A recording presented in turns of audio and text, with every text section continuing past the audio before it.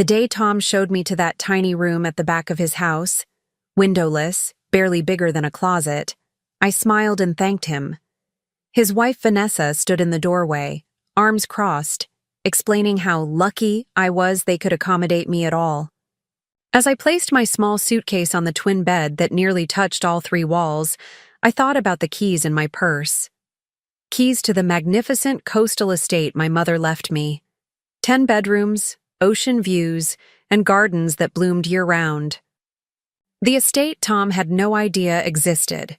The estate I'd been secretly maintaining for 20 years, waiting for the right moment. That moment had finally arrived. Before we jump back in, tell us where you're tuning in from, and if this story touches, you make sure you're subscribed, because tomorrow I've saved something extra special for you. People often ask me why I never told my son about the estate. The truth is complicated, like most important things in life. Robert and I married young. I was 22, fresh out of nursing school, bright-eyed and determined to change the world one patient at a time. He was 24, already climbing the corporate ladder at Pacific Northwest Bank with ruthless ambition. We were opposites in many ways, but the attraction was magnetic. Within our first year of marriage, Tom was born. Those early years were beautiful chaos. I juggled night shifts at Mapleton Community Hospital with the exhausting demands of caring for an infant. Robert worked late, building his career with single-minded focus. We bought a modest 2-bedroom house in the suburbs of Portland, stretching our finances thin but feeling like we were building something meaningful. Until the day everything changed. Tom was 7 when Robert's mother passed away. Amelia Martinez had always been kind to me, despite her concerns that I wasn't ambitious enough for her golden boy. What none of us had known was that Amelia came from old money, the kind of wealth that stays quiet for generations. She left everything to Robert, the historic Martinez estate in Astoria, overlooking the Pacific, and a fortune in family investments. Suddenly, Robert was wealthy beyond anything we'd imagined. Almost overnight, he changed. The nice suburban home wasn't good enough. My nursing salary became pocket change in his eyes. The man who once kissed me goodbye every morning started looking through me as if I were glass. I found the lipstick on his collar 6 months later. Such a cliché that I almost laughed when I saw it. Bright red against crisp white cotton. When confronted, Robert didn't even bother denying it. Diane understands me, Ellie. She has vision, ambition. She knows how to live in my world. Diane Wilcox, interior designer to Portland's elite.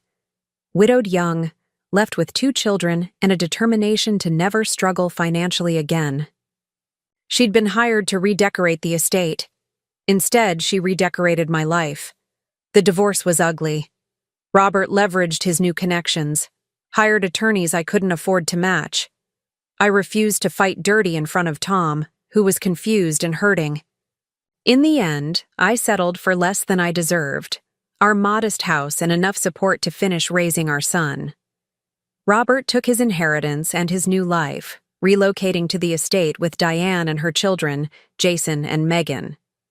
Tom was devastated. At 8 years old, he couldn't understand why his father chose a new family. "Why doesn't Daddy want us anymore?" He'd cry at night, his small body shaking with sobs I couldn't soothe. Those moments broke something inside me, watching my child suffer rejection from the person who should love him most unconditionally.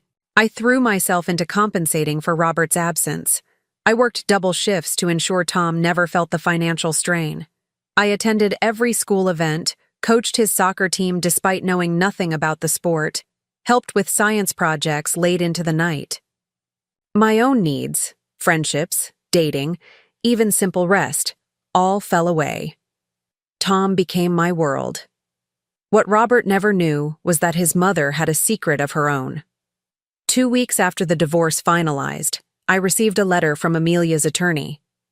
Before her death, she had quietly transferred ownership of a second family property into my name alone.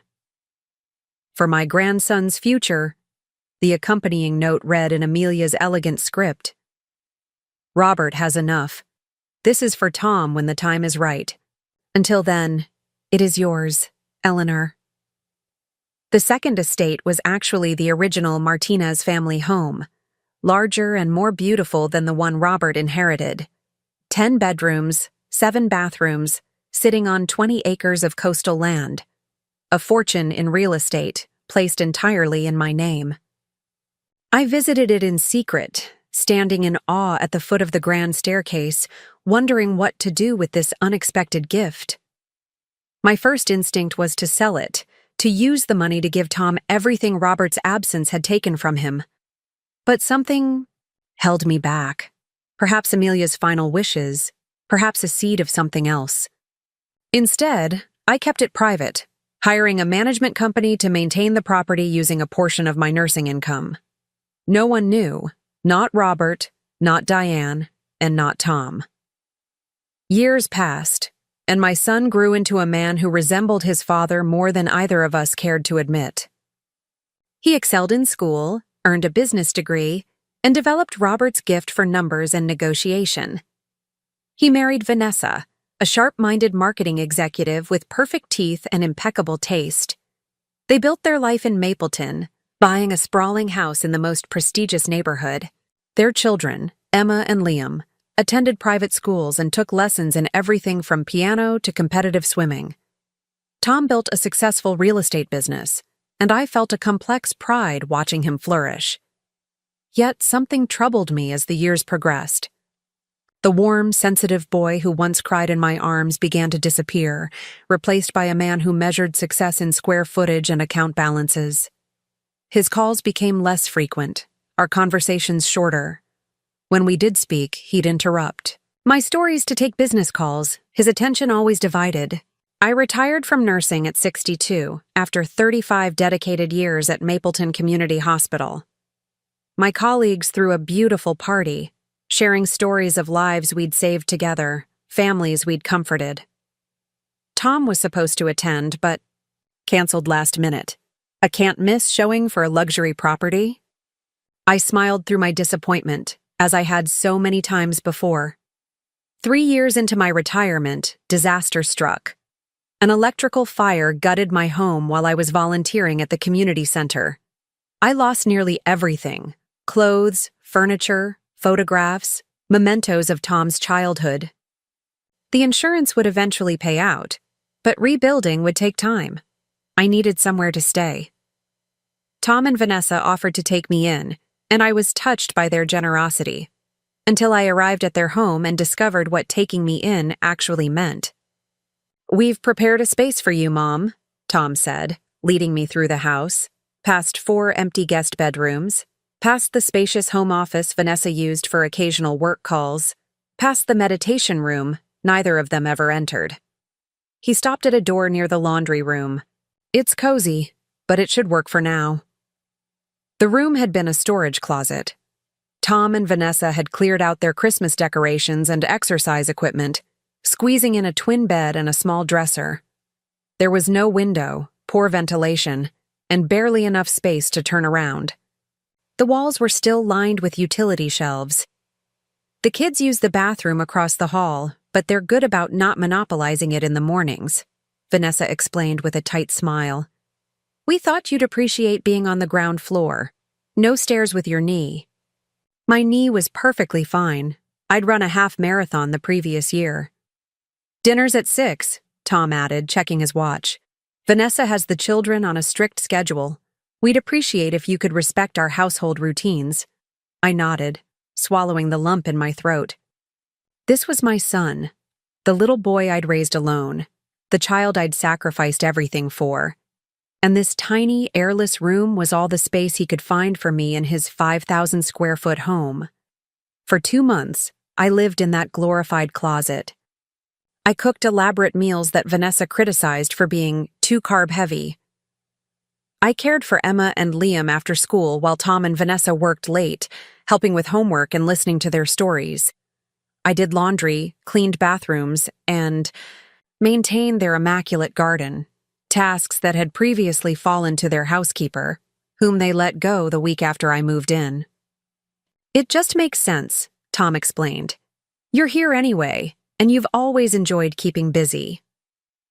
I said nothing, remembering the years I'd worked 16-hour shifts before coming home to clean our house and prepare Tom's meals and school lunches. The years I'd gone without new clothes, so he could have the latest sneakers. The birthdays I'd celebrated alone because he was too busy with his new life. The final straw came during a dinner with Robert and Diane. Yes, that Robert and that Diane, the pair who had shattered our family 25 years earlier. Apparently, they had maintained a relationship with Tom throughout the years. My son had hidden their regular meetings from me, knowing how deeply their betrayal had wounded me. Dad and Diane are coming for dinner tonight, Tom announced one morning, as if discussing the weather. They're bringing Jason and Megan, too. I froze, coffee cup suspended halfway to my lips. Your father? Here? Tom sighed with impatience. Yes, Mom. We have dinner with them every few months. They're family. Family. The word cut through me like glass. Robert hadn't paid a single child support payment after Tom turned 16. Preparing and narrating this story took us a lot of time, so if you are enjoying it, subscribe to our channel. It means a lot to us. Now back to the story. He'd missed graduations, birthdays, and Tom's wedding. He hadn't visited once during Tom's hospitalization after a serious car accident in college, but he was family. I'd prefer not to be here, I said quietly. Don't be dramatic, Vanessa interjected from behind her tablet. It's one dinner. You're both adults. Besides, the kids are excited to see everyone together. That evening, I sat at the far end of Tom's dining table, watching as Robert, now silver-haired but still handsome, charmed my grandchildren with stories and gifts. Diane looked immaculate in designer clothes, her surgically enhanced face frozen, in a perpetual expression of pleasant surprise. Jason and Megan, now in their 30s with successful careers Robert had financed, chatted amicably with Tom about vacation properties and investment opportunities. I said little, observing instead. I noticed how Tom laughed too loudly at Robert's jokes, how Vanessa touched Diane's arm when admiring her jewelry, how Emma and Liam competed for Robert's attention, while barely acknowledging my presence. Most of all, I noticed how they had formed a unit that excluded me, the only person who had never left Tom's side. After dessert, as coffee was served, Robert raised his glass. A toast, he announced, eyes crinkling with practiced warmth. To family. To success. And to new beginnings. Everyone clinked glasses. Diane smiled directly at me for the first time that evening. Eleanor, she said, her voice smooth as silk. Robert and I were just saying how fortunate you are to have Tom and Vanessa taking care of you. Not everyone is so lucky in their old age. Old age. I was 65, 3 years younger than Diane herself. Actually, Robert added, setting down his wineglass, we've been discussing that very topic. Tom mentioned you're struggling with the stairs and maintenance at your old place, even before the fire. I shot a confused look at Tom. I had never complained about stairs or maintenance. My son avoided my eyes. We know a wonderful assisted living community, Diane continued. Very exclusive, excellent care. Robert and I would be happy to help with the arrangements and costs, as a gift, of course. The table fell silent. I looked around at their faces, expectant, already decided. They have a room available next month, Tom said finally. We thought, with the house gone, it might be easier than rebuilding. You wouldn't have to worry about anything. They had planned this. Without consulting me, without considering my wishes, they had decided to tuck me away in a facility where I wouldn't inconvenience their perfect lives. The son I had given everything for was ready to discard me like outdated furniture. Something shifted inside me then. A lifetime of accommodation and sacrifice hardened into resolve. That's so thoughtful, I replied, my voice steady. But I've actually been considering my options.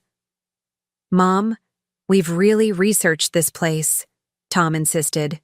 It's the best in the area. I smiled. I'm sure it is, but I think I'll be comfortable at my estate in Astoria. Tom frowned. Your what? My estate, I repeated. The original Martinez family home. 10 bedrooms, oceanfront property. Your grandmother left it to me when she died. The silence that followed was absolute. Robert's face drained of color. Diane's smile froze mid-pleasant surprise. That's impossible, Robert finally sputtered. My mother left everything to me. Not everything, I corrected gently. She left you the newer property. She left me the family homestead, the valuable one. I've maintained it all these years. Tom stared at me in disbelief. You've owned an estate all this time? While I've been worried about how to support you?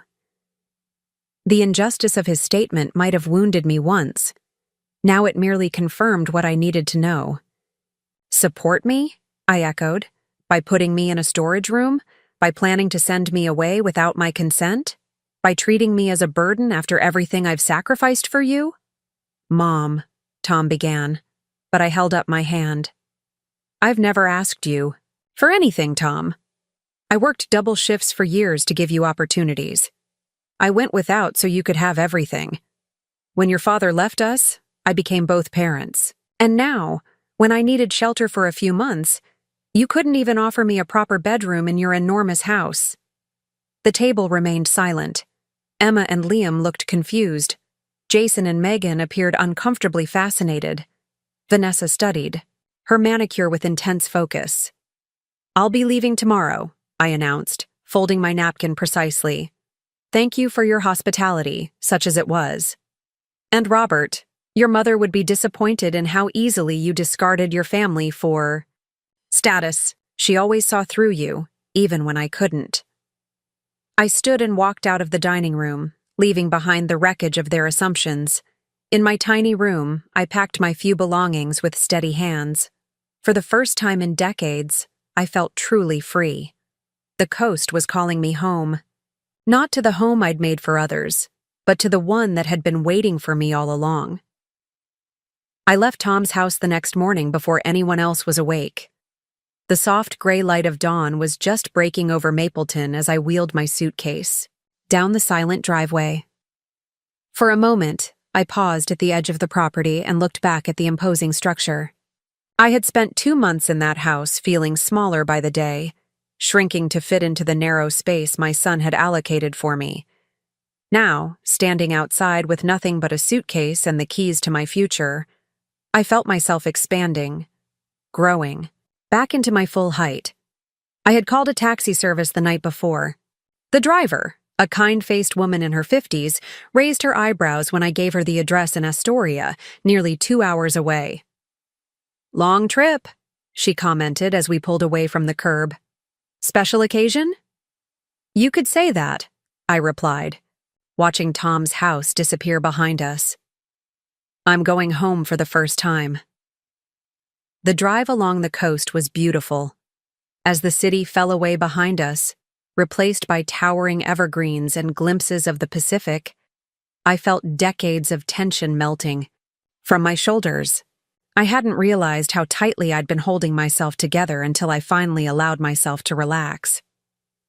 We arrived in Astoria just before 9. When the driver turned through the ornate iron gates of the Martinez estate, she whistled low under bow. Her breath. You sure this is the right address, ma'am? I smiled. Quite sure. The driveway curved gracefully through manicured gardens before revealing the house itself. A grand Victorian mansion with sweeping verandas and intricate woodwork, gleaming white against the backdrop of ocean and sky. Perched on a bluff overlooking the Pacific, it commanded views that stretched for miles in every direction. Jonas, the property manager I'd hired years ago, was waiting on the front steps. A tall man in his 70s with a weathered face and kind eyes, he'd been caring for the estate since Amelia's time. He helped with my suitcase and gave me a warm, surprised smile. "Didn't expect to see you in person, Mrs. Martinez. You usually just call for the quarterly reports." "Things have changed, Jonas. I'll be living here now." If he was surprised, he didn't show it. He simply nodded and led me inside, walking me through rooms I had only visited briefly over the years. The grand entryway with its soaring ceiling and crystal chandelier. The formal dining room that could seat 20. The library with floor-to-ceiling bookshelves filled with first editions. The sunroom overlooking the rose garden. Each bedroom, more beautiful than the last, decorated in period-appropriate furnishings that Amelia had collected throughout her lifetime. "Everything has been maintained exactly as you instructed," Jonas explained as we toured the upper floors. "The cleaning service comes twice weekly. Gardens are tended daily. All systems were updated 5 years ago, as you approved." I ran my hand along a polished banister, marveling at the quality of the woodwork. This magnificent place had been mine for 25 years, yet I had never truly claimed it. I had been too busy surviving, too focused on supporting Tom, too afraid of what embracing this inheritance might change in me. "The master suite is this way," Jonas said, opening a set of double doors at the end of the hall. The bedroom was breathtaking, spacious and bright, with tall windows framing the ocean view. A 4-poster bed dominated one wall, draped in luxurious linens. A sitting area with a small fireplace occupied another corner. The ensuite bathroom featured a clawfoot tub positioned to enjoy the same stunning vista. "Will this be suitable, Mrs. Martinez?" Jonas asked, a hint of amusement in his voice as he took in my odd expression. "It's perfect," I whispered. After 2 months in a converted storage room, this felt like a dream. After Jonas left, promising to return the next day to address any concerns, I stood alone in the grand house that was suddenly, truly mine. The silence wrapped around me, not the stifling quiet of trying not to disturb Tom and Vanessa's household routines, but a peaceful stillness that invited contemplation. I unpacked my meager belongings, my few salvaged clothes looking lost in the massive walk-in closet. Then I did something I hadn't done in decades. I took a long, leisurely bath in the middle of the day, soaking in the tub while watching seagulls wheel over the ocean. No schedule to keep. No one's needs to attend to but my own. That evening, I sat on the veranda with a glass of wine, watching the sunset paint the sky in shades of pink and gold. My phone had been buzzing throughout the day. Tom, finally noticing my absence. Vanessa, probably annoyed that breakfast hadn't been prepared. Perhaps even Robert, wondering about the estate I'd kept hidden all these years. I silenced the device without checking the messages. Whatever crises they were experiencing, they would have to manage without me. For the first time in my adult life, I wasn't available to solve everyone else's problems. The following days passed, in a gentle rhythm of discovery and reflection. I explored every room of the estate, familiarizing myself with its layout and quirks. I walked the grounds, learning the paths through the gardens and down to the private beach below the bluff. I sat in different spots throughout the day, tracking how the light moved through the house from dawn until dusk. A week into my new life, I finally checked my messages. 23 missed calls. 47 texts. Most from Tom. Their tone, evolving from annoyed, "Mom, where are you? The kids need dropping off at school," to concerned, "Mom, seriously, this isn't funny," to angry, "I can't believe you'd just disappear like this after everything we've done for you," to finally, reluctantly contrite, "Please just let me know you're okay." I sent a single text in response. "I'm fine. Living at my estate. Need time alone." His reply came instantly. "We need to talk about this estate situation. Dad says it's impossible. When can I come see you?" Not, "I'm sorry." Not, "I miss you." Just concern about property and assets. Robert's son, through and through. Not, "Yet," I replied. "I'll contact you when I'm ready." Then I silenced his number and continued my day. Jonas introduced me to the local shopkeepers and service providers who had been maintaining the estate for years. They all greeted me with surprise and respect. Apparently, my reputation as the mysterious absentee owner had inspired curiosity in the small coastal community. "So you're the Eleanor Martinez," said Florence, the owner of the town's best bakery, as she wrapped up the sourdough I'd selected. "Jonas has been buying bread for your kitchen for 20 years, but we'd all begun to think you might be imaginary." I laughed. "Very real, just very absent until now." Florence studied me with shrewd eyes. "Well, welcome to Astoria. We're having a community art show this weekend at the Cultural Center. You should come. Good way to meet people." I hesitated. For so long, my identity had been defined by my relationships to others. Robert's wife, Tom's mother, Emma and Liam's grandmother, the reliable nurse at Mapleton Hospital. Who was I in this new context, where no one knew those versions of me? "I might do that," I said finally. "Thank you." The art show was held in a converted warehouse near the waterfront, fairy lights strung across the open beams and local musicians playing in one corner. I dressed simply but with care, wearing one of the few outfits I'd salvaged from the fire, a blue linen dress that had always made me feel confident. I wandered through the exhibits, admiring paintings and sculptures created by local artists. Some were technically skilled, others raw but emotionally powerful. I paused longest before a series of seascapes that captured the moody, changeable quality of the Pacific coastline. "Those are Harry's," said a voice beside me. "He's got a good eye for the water, doesn't he?" I turned to find a woman about my age, petite with a crown of silver curls and bright, intelligent eyes. "They're beautiful," I agreed. "I'm Eleanor Martinez." "Beatrice Coleman," she replied, offering her hand. "Everyone calls me Bea. You're new here, aren't you? I know most faces in Astoria." "Recently arrived, but with old connections," I explained. "I've owned property here for years, but just moved in permanently." Bea's eyebrows rose. "Not the old Martinez place on the bluff? The white Victorian?" I nodded. "Well, I'll be damned," she chuckled. "That place has been Astoria's favorite mystery for decades. Beautiful property, perfectly maintained, but never occupied. We used to make up stories about it when I was teaching history at the high school. Some kids swore it was haunted." "Not haunted," I smiled. "Just waiting." "For what?" The question caught me off guard with its simplicity and depth. What? Had I been waiting for all these years? Why had I kept the estate as a secret, unused refuge rather than making it my home? "For me to be ready, I suppose," I answered honestly. Bea seemed to understand something in my tone because she just nodded and changed the subject. "Have you met Harry yet? The artist who did these seascapes? He's around here somewhere. Tall fellow, salt and pepper beard, probably wearing something, with paint on it despite his best efforts to clean up." As if summoned by her description, a man approached carrying 2 glasses of wine. He matched Bea's description perfectly, right down to the smudge of blue paint on the cuff of his otherwise crisp white shirt. "Bea, I brought you that Pinot you like," he said, handing her one of the glasses.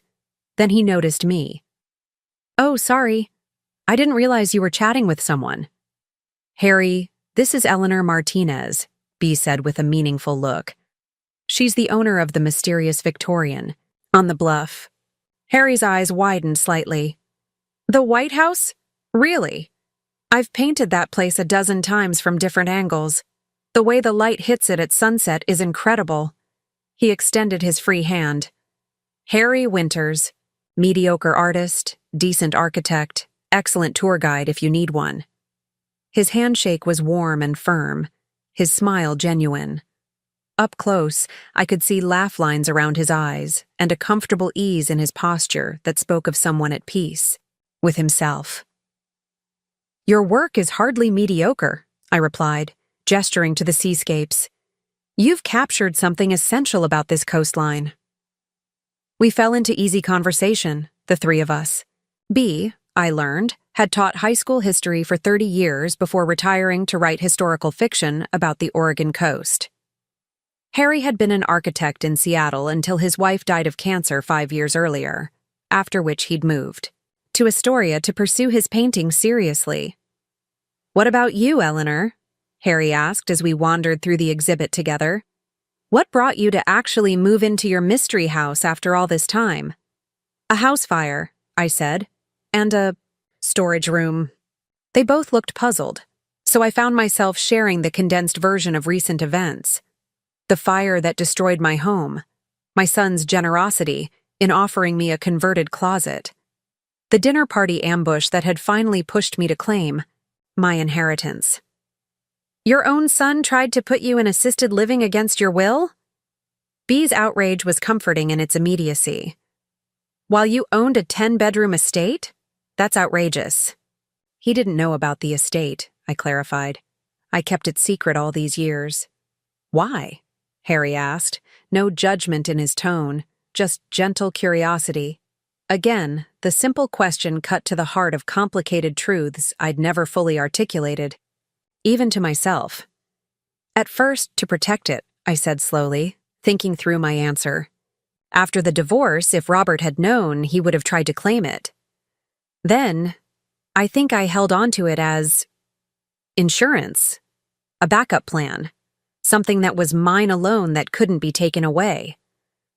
I paused, digging deeper. "And maybe, as the years passed, it became a symbol of a different life I might have lived, one where I put myself first occasionally." Harry nodded thoughtfully. "And now you're finally living that different life." "Trying to," I agreed. "I'm not sure I even know how anymore." "Well," B said, linking her arm through mine like we were old friends instead of new acquaintances, "you've come to the right place to figure it out, and you've met the right people to help." That night marked the beginning of real friendships. The first I'd cultivated in decades that weren't connected to my roles as nurse, mother, or grandmother. B was wickedly funny, fiercely loyal, and refreshingly direct. Harry was thoughtful, creative, and possessed a quiet strength that complemented his gentle demeanor. Together, they drew me into the Astoria community with natural ease. Over the following weeks, I began establishing routines that served me rather than others. I joined a morning beach walking group where I met Gloria, a retired postal worker with an encyclopedic knowledge of local gossip and a surprisingly philosophical outlook on life. I signed up for watercolor classes at the community center, discovering a latent talent I'd never had time to explore. I volunteered at the local maritime museum, where my organizational skills were appreciated without being exploited. Jonas continued managing the estate, but I gradually took more interest in its operation. I learned about the heritage roses in the garden, helped plan seasonal maintenance, and began selecting small updates to make the house more distinctly mine. I replaced heavy drapes with lighter fabrics that allowed more natural light. I converted one of the spare bedrooms into a painting studio. I filled vases with fresh flowers from the garden and placed them throughout the house. 2 months after my departure from Tom's house, Robert appeared at my gates. I was in the garden cutting hydrangeas when Jonas approached, looking uncomfortable. "Mrs. Martinez, your ex-husband is at the gate. I've told him you're not receiving visitors, but he's insistent." My stomach tightened, but I refused to let old anxieties reclaim me. "Thank you, Jonas. I'll handle it." I took my time finishing with the flowers, arranging them carefully in my basket before making my way to the front of the property. Robert's luxury sedan was idling outside the gates, and I could see him pacing alongside it, phone pressed to his ear. When he spotted me approaching, he ended his call abruptly. Even at a distance, I could see the tension in his posture, the familiar signs of barely contained anger. I stopped on my side of the gate, making no move to open it. "Robert," I acknowledged coolly. This is unexpected. Eleanor, he replied, his voice tight with forced politeness. You've been ignoring my calls. Yes. My simple agreement seemed to throw him. Robert had always relied on my willingness to engage, to explain, to justify. My calm refusal to do so now visibly unsettled him. This situation is ridiculous, he continued after an awkward pause. We need to discuss this property. There's nothing to discuss. The estate belongs to me. Your mother left it to me legally and explicitly. The documentation is impeccable. My mother would never have... But she did, I interrupted. Amelia saw how you operated even before you left us for Diane. She wanted to ensure Tom would be provided for regardless of your choices. She entrusted that responsibility to me. Then the property should go to Tom, Robert argued, his face flushing. That was clearly her intention. I smiled slightly. Amelia specified that the property was mine to use and dispose of as I saw fit. She trusted my judgment regarding when or if Tom might inherit. This is absurd. You've been hiding millions in assets while collecting alimony. I never asked for alimony after the initial settlement, I reminded him. I supported Tom on my nursing salary, and I've maintained this property with my own money. You have no claim here, Robert, nor does Tom at present. Robert's facade of calm cracked. You know I could challenge this in court. You could try, I agreed. But Amelia's attorney was very thorough, and your mother understood you better than you think.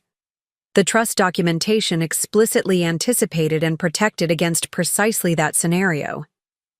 For a moment, I saw uncertainty flicker across his face. Then his expression hardened. Does it make you happy, being vindictive after all these years, punishing Tom for my choices? The accusation might once have wounded me, triggered my instinct to soothe and accommodate. Now I merely raised an eyebrow. I'm not punishing anyone. Robert, I'm finally living my own life instead of orbiting around others. If that inconveniences you or challenges your assumptions, that's not my concern. Tom is distraught, he tried, changing tactics. He feels betrayed. Interesting, I replied. That's exactly how I felt when he offered me a storage room. While planning to ship me off to assisted living against my wishes, Robert had the grace to look uncomfortable. That was Vanessa's idea. You know how she is. And Tom agreed. He's a grown man responsible for his own choices, just as I am now responsible for mine. I turned to leave, finished with the conversation, but Robert called after me. Eleanor, wait. What do you want? There must be something. Money? An apology? What would it take to resolve this reasonably? I paused, considering his question seriously. What did I want? The answer emerged with surprising clarity. Time, I said, looking back at him. I want time to live on my terms without demands, or expectations from you or Tom. I've spent my entire adult life accommodating others' needs. Now I'm prioritizing my own. And then what? Robert pressed. Then we'll see, I said simply. Goodbye, Robert. I walked back toward the house, leaving him standing at the gates. For the first time in our long history, I didn't look back to see if he was okay. Didn't worry about his feelings. Didn't try to smooth things over. The liberation in that small act was profound. Later that afternoon, Bea and Harry arrived for our planned picnic on the beach. I told them about Robert's visit as we spread a blanket on the sand. The audacity of that man, Bea huffed, unpacking containers of food. Showing up unannounced after 25 years to make demands. It's very Robert, I agreed, finding I could now discuss my ex-husband with a detachment that would have been impossible months earlier. He's always believed he's entitled to whatever he wants. Harry handed me a glass of lemonade. And Tom takes after him in that regard? In some ways, I admitted. But there's more to Tom than that. Somewhere under the ambition and materialism, is the sensitive boy who used to bring me wildflower bouquets and draw elaborate get-well cards for my patients. I sighed, looking out at the ocean. I just don't know if that part of him still exists, or if it's been entirely overshadowed. People can surprise you, Harry said thoughtfully. Sometimes circumstances strip away the accumulated layers of who we think we're supposed to be, revealing who we actually are underneath. Is that what happened to you after your wife died? I asked gently. He nodded. Catherine and I built a good life together. Successful careers, beautiful home, busy social calendar. Then she got sick, and suddenly none of that mattered. During those final months, I realized how much of my identity was wrapped up in external markers of success. After she was gone, I had to figure out who I was without those things. He gestured toward the horizon. Turns out I'm just a guy who likes to paint the ocean and build furniture with his hands. I understood exactly what he meant. All these years, I'd defined myself by my relationships and responsibilities. Eleanor the nurse, Eleanor the mother, Eleanor the ex-wife, Eleanor the grandmother. Who was I when those roles were no longer central? I'm still figuring out who I am beyond those relationships, I confessed. B patted my hand. That's the exciting part, Eleanor. You get to decide. At our age, with no one to answer to, the possibilities are wonderfully liberating. That evening, after my friends had gone, I walked alone on the beach as the sun set. The tide was coming in, waves curling and crashing against the shore in rhythmic succession.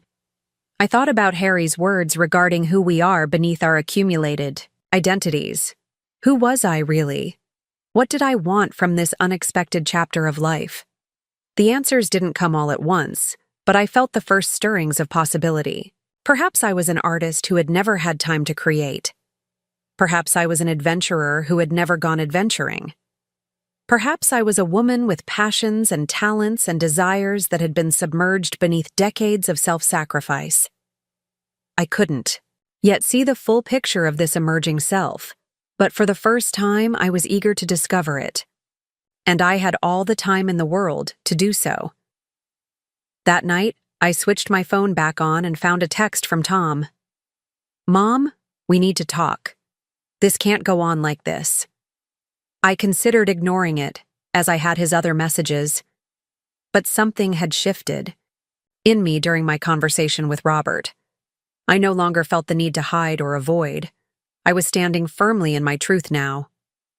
You're right, I replied. But I'm not ready yet. I'll contact you when I am. Please respect that. His response came quickly. Fine, but know that Dad is talking about legal action. He won't succeed, I wrote back. Your grandmother made sure of that. And Tom? I hope someday you'll understand that this isn't about punishing you. It's about finally valuing myself. I sent the message and put the phone away, not waiting for his reply. Then I climbed the stairs to my beautiful bedroom, with its view of the moonlight on the water, and slept more peacefully than I had in years. 4 months into my new life in Astoria, I awoke to the sound of waves crashing against the cliffs, below my bedroom window. The morning light spilled across the antique quilt as I stretched contentedly, still marveling at how quickly this grand old house had become my true home. I had developed a morning ritual. Coffee on the veranda, watching. Fishing boats head out to sea, then a walk along my private stretch of beach before the day properly began. Today, though, my peaceful routine was interrupted by an unexpected call from Gloria Chen. Despite my initial reluctance to get entangled in local gossip, Gloria had become an unlikely friend, her straightforward manner and vast knowledge of Astoria proving invaluable as I settled in. Eleanor, she said without preamble when I answered, you might want to turn on Channel 8 News. There's something about Mapleton Real Estate Group you should see. I thanked her and hung up, puzzled but curious. I rarely watch television, preferring books or painting or the ever-changing ocean to electronic entertainment. The television in the library, a discreet flat screen that didn't disrupt the room's old-world charm, took a moment to locate and power on. The news anchor's voice filled the room mid-sentence. Largest fraud investigation in county history. Mapleton Real Estate Group's founders, Thomas Martinez and Nathan Campbell, are facing multiple charges, including wire fraud, tax evasion, and embezzlement from client escrow accounts. According to court documents filed yesterday, the alleged scheme spans at least 3 years and involves millions in misappropriated funds. My hand flew to my mouth as Tom's professional headshot appeared on screen next to his business partners. The anchor continued. Sources close to the investigation suggest that clients' earnest money deposits were routinely diverted to cover operating expenses and fund the partners' lavish lifestyles. The district attorney's office has frozen all company and personal assets while the investigation continues. I sank into the nearest chair, my mind racing. Tom was in serious trouble, legal, financial, and likely personal as well. Whatever mistakes he had made in our relationship, he was still my son. My instinct was to call him immediately, to ask what had happened, to offer help despite everything. Instead, I took a deep breath and forced myself to wait. The last few months had taught me valuable lessons about boundaries and knee-jerk rescuing. I needed more information before deciding how to respond. I called B, who worked part-time at the county library and had access to multiple news sources. "Have you heard about this real estate scandal in Mapleton, my son's company?" "Just reading about it now," she confirmed. "From what I can tell, they've been running a Ponzi scheme of sorts, using new clients' deposits to pay off previous obligations, falsifying documentation, hiding losses. Classic house of cards that finally collapsed." "How bad is it?" I asked quietly. "Bad," B said, her voice gentle but honest. "If these allegations are proven, we're talking prison time, Eleanor. Multiple felonies. And the civil suits will likely wipe out anything the criminal penalties don't touch." I thanked her and ended the call, then sat for a long time watching the waves crash against the rocks below. The news was shocking, but not entirely surprising. Tom had always been fixated on projecting success, on matching and exceeding his father's achievements. Had that drive pushed him to cross legal and ethical lines? Or had he simply made poor business decisions and then tried to cover them up? Either way, the consequences would be devastating. My phone rang again, Gloria calling back. "There's more," she said when I answered. "My cousin's daughter works at the Willows Country Club in Mapleton. Tom and Vanessa Martinez have been suspended from membership. Apparently, they bounced a check for last month's dues, and when the manager went to their house to discuss it, he found moving trucks. Word is they're selling everything they can to pay legal fees." I frowned. "How would they sell the house if their assets are frozen?" "That's just it," Gloria said, relishing the details in her typical fashion. "The house wasn't in their names. It was in some investment trust controlled by Robert Martinez, Tom's father. He's reclaiming it to protect it from seizure." My cousin's daughter overheard Vanessa sobbing in the ladies' room about being homeless because her father-in-law is evicting them. After Gloria hung up, I sat with this new information. Robert was protecting his own interests, as always, even at the expense of his son's family. Some patterns never changed. For 3 days, I monitored the news and gathered information through Gloria's extensive network. The picture that emerged was bleak. Tom and his partner were facing up to 20 years in federal prison if convicted on all counts. Their assets were frozen, their clients were filing lawsuits, and their reputations were in tatters. Robert had indeed reclaimed the house he'd helped them buy, leaving Tom, Vanessa, and the children with nowhere to go. On the 4th day, my phone rang with a number I didn't recognize. "Mrs. Martinez, this is Principal Dawson from Mapleton Academy. I'm trying to reach Emma and Liam's grandmother. My grandchildren's school." A knot formed in my stomach. "Yes, this is Eleanor Martinez. Is everything all right?" Not exactly, the principal said, her voice professionally neutral, yet tinged with concern. The children have been absent for 3 days without explanation. Given the circumstances, with their parents that have been in the news, we're concerned about their welfare. You're listed as an emergency contact, and I wondered if you might have information about their whereabouts. The school didn't know where my grandchildren were. The implications hit me like a physical blow. I haven't spoken to my son or his family in several months, I admitted, but I'll try to find out where they are and make sure the children are all right. Please do, the principal said. And Mrs. Martinez? The children's tuition for the remainder of the year has not been paid. If they do return, there may be financial matters to address before they can continue attending. Of course, Mapleton Academy was an exclusive private school with an equally exclusive price tag. With Tom's assets frozen and Robert apparently washing his hands of the situation, Emma and Liam's education was in jeopardy along with everything else. After ending the call, I paced the library, weighing my options. I had deliberately maintained distance from Tom and his family, giving myself space to heal and establish my new life. Now circumstances were forcing a decision: remain detached or get involved. The choice, when I examined it honestly, wasn't really a choice at all. Whatever had transpired between Tom and me, Emma and Liam were innocent children caught in an adult catastrophe. They were my grandchildren, and they needed help. I called Tom's cell phone.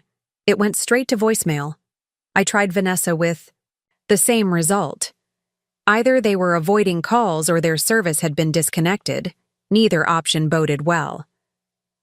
With no direct line of communication, I did something I'd promised myself I wouldn't do. I called Robert. "Eleanor?" he answered. On the third ring, voice guarded. "I wasn't expecting to hear from you." "I'm not calling about the estate," I clarified immediately. "I need to know where Tom and his family are staying. The children haven't been to school in days." A heavy sigh came through the line. "I have no idea. Tom and I aren't exactly on speaking terms at the moment." "You evicted them from their house," I said, unable to keep the accusation from my tone. "I protected an investment," Robert countered sharply. "The house was purchased through my family trust. I merely reclaimed it before the government could seize it. What Tom does now is his problem." "They're your grandchildren too," I reminded him, though I knew it was futile. Robert had always maintained careful distance from emotional entanglements. That didn't serve his interests. "Perhaps you should have considered their welfare before disappearing to your secret estate," he replied coldly.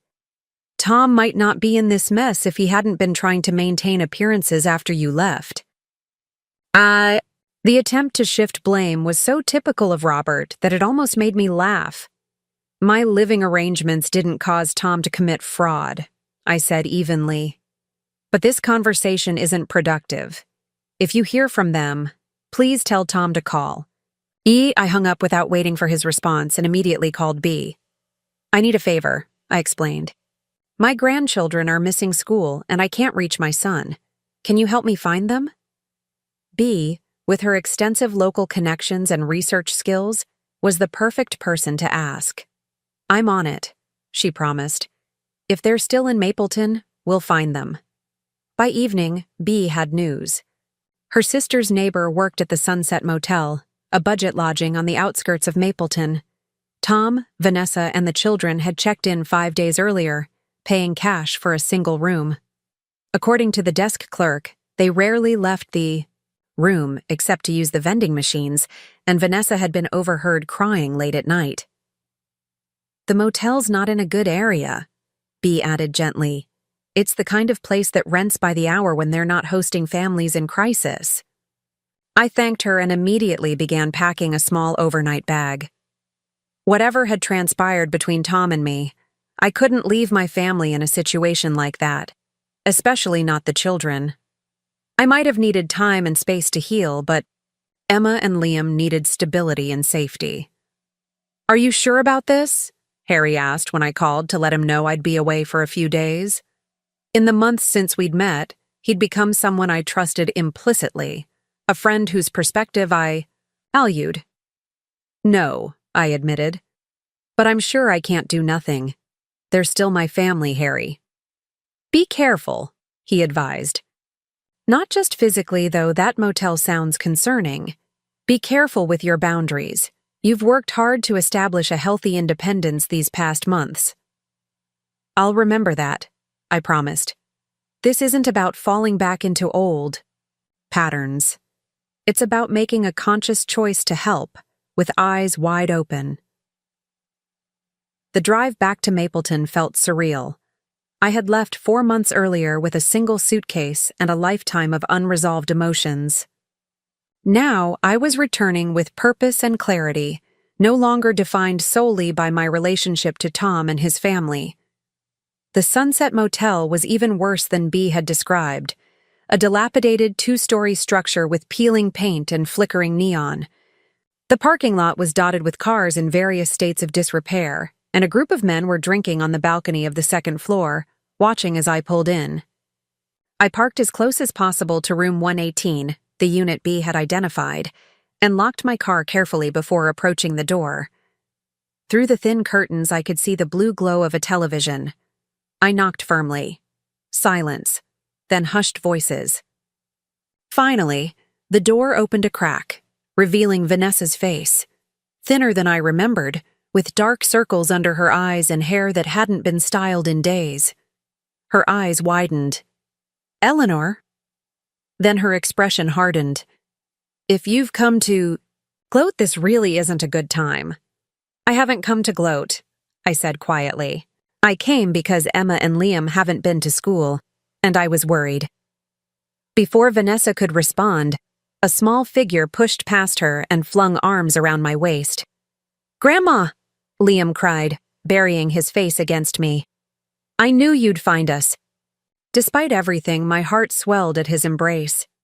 I hugged him tightly, noting how thin he felt beneath his rumpled t-shirt. Can we please have this conversation inside?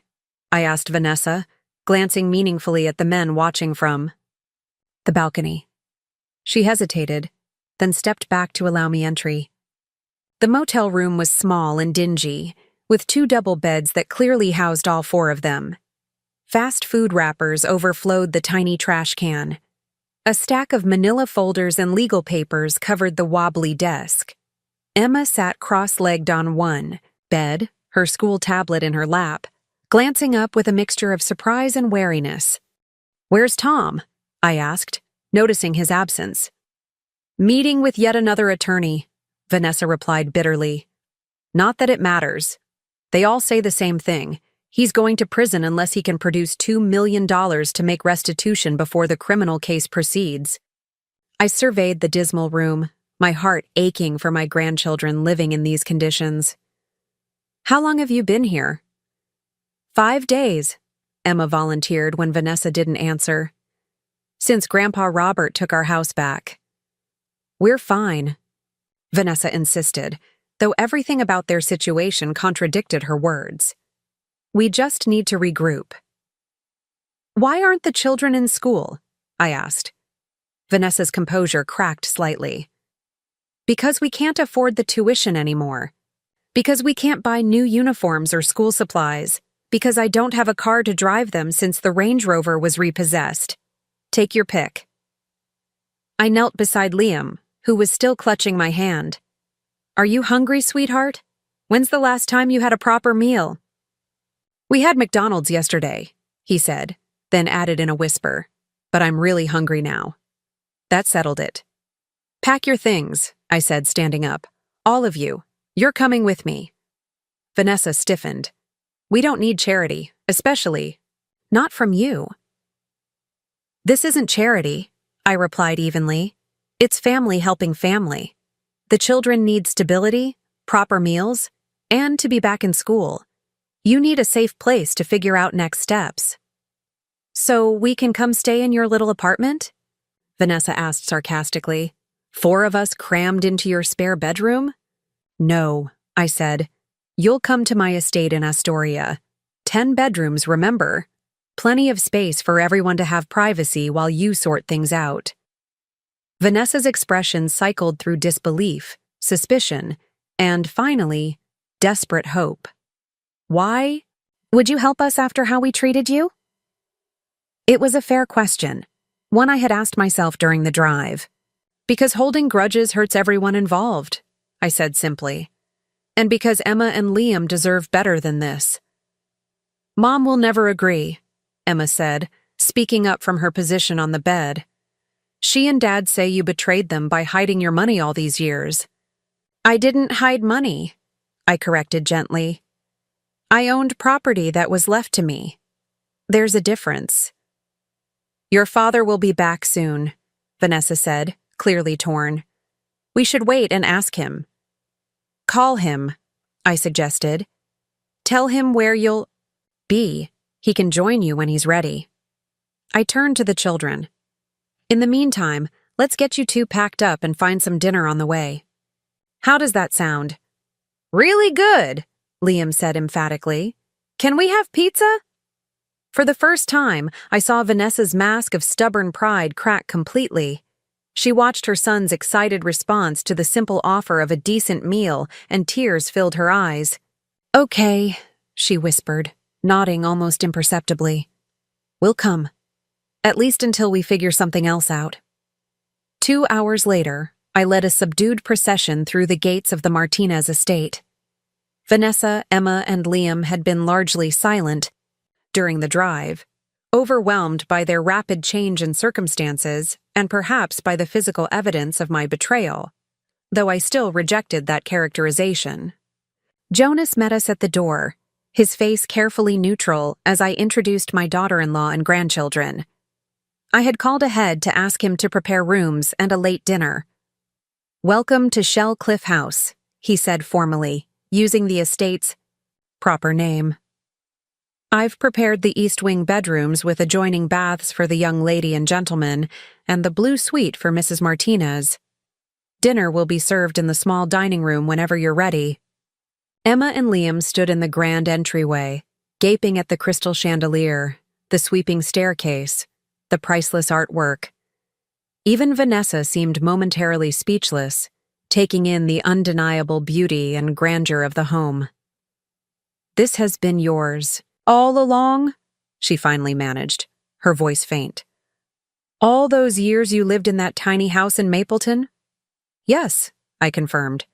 It was my choice to live simply, just as it's my choice to offer you shelter now. I showed them to their rooms, watching as the children's eyes widened at the size and elegance of their accommodations. Each bedroom was 3 times the size of the motel room they'd been sharing, with large windows overlooking the gardens and ocean beyond. My own bathroom? Liam marveled, poking his head into the adjoining space. And is that a TV? In my bedroom? The previous owner enjoyed her modern comforts despite the house's historic character, I explained. Feel free to use anything you like. We gathered in the small dining room, still grand by normal standards, but more intimate than the formal dining hall.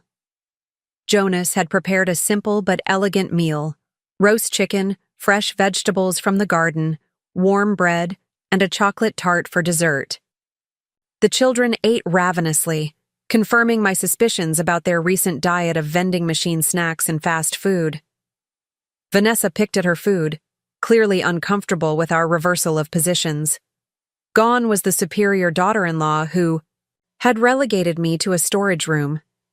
In her place sat a woman struggling to process how dramatically her circumstances had changed. The school called me, I said as we finished dinner. That's how I knew to look for you. I've taken the liberty of arranging to pay Emma and Liam's tuition for the remainder of the year. They can return whenever you're ready. We can't accept that, Vanessa said automatically, then faltered. I mean, that's very generous, but... Consider it a gift to my grandchildren, I interrupted gently. Their education shouldn't suffer because of adult problems. Emma, who had been quiet throughout dinner, suddenly spoke up. Why are you being so nice to us? We were awful to you.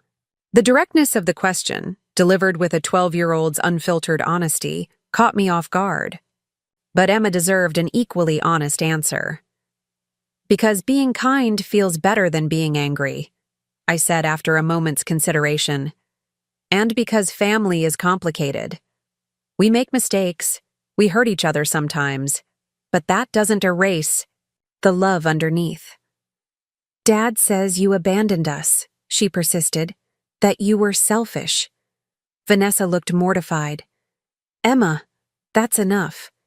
It's all right, I assured Vanessa before turning back to my granddaughter. Your father was hurt and surprised by my decision to move here. Sometimes when people are hurt, they say things that aren't entirely fair.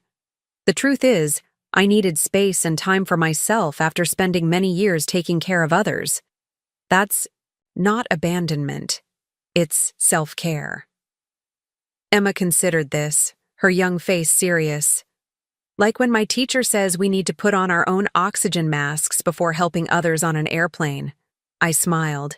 Exactly like that. Will Dad be going to jail? Liam asked suddenly, his voice small. The question hung in the air, painful in its innocence and directness. Vanessa paled, clearly unprepared to address her children's fears about their father's legal troubles. I don't know, I answered honestly.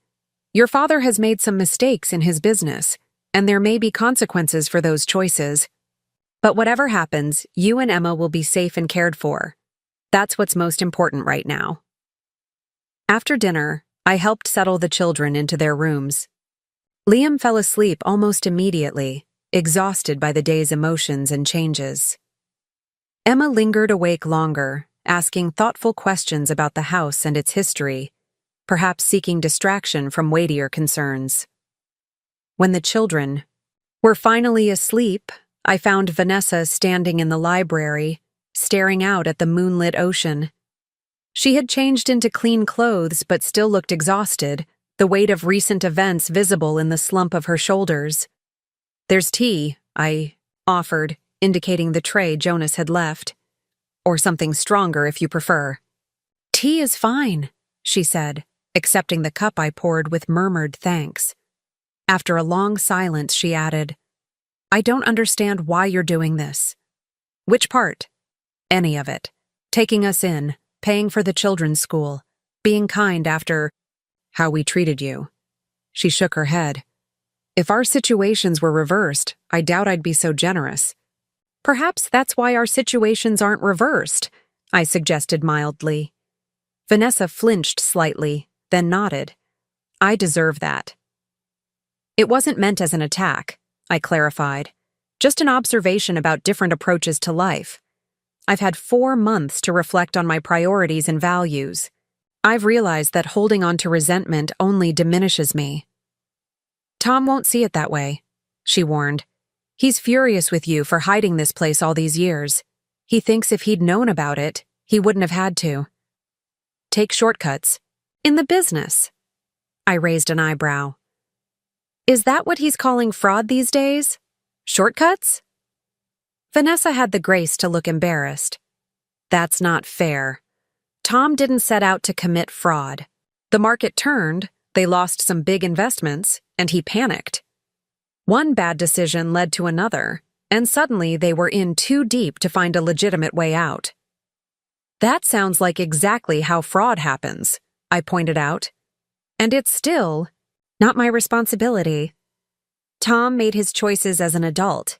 He could have come to me if he was in trouble. Would you have helped him? She asked, genuine curiosity in her voice. I considered the question seriously. If he had been honest about needing help? Yes, I think I would have.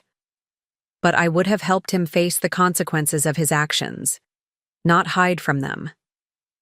Vanessa sipped her tea, digesting this.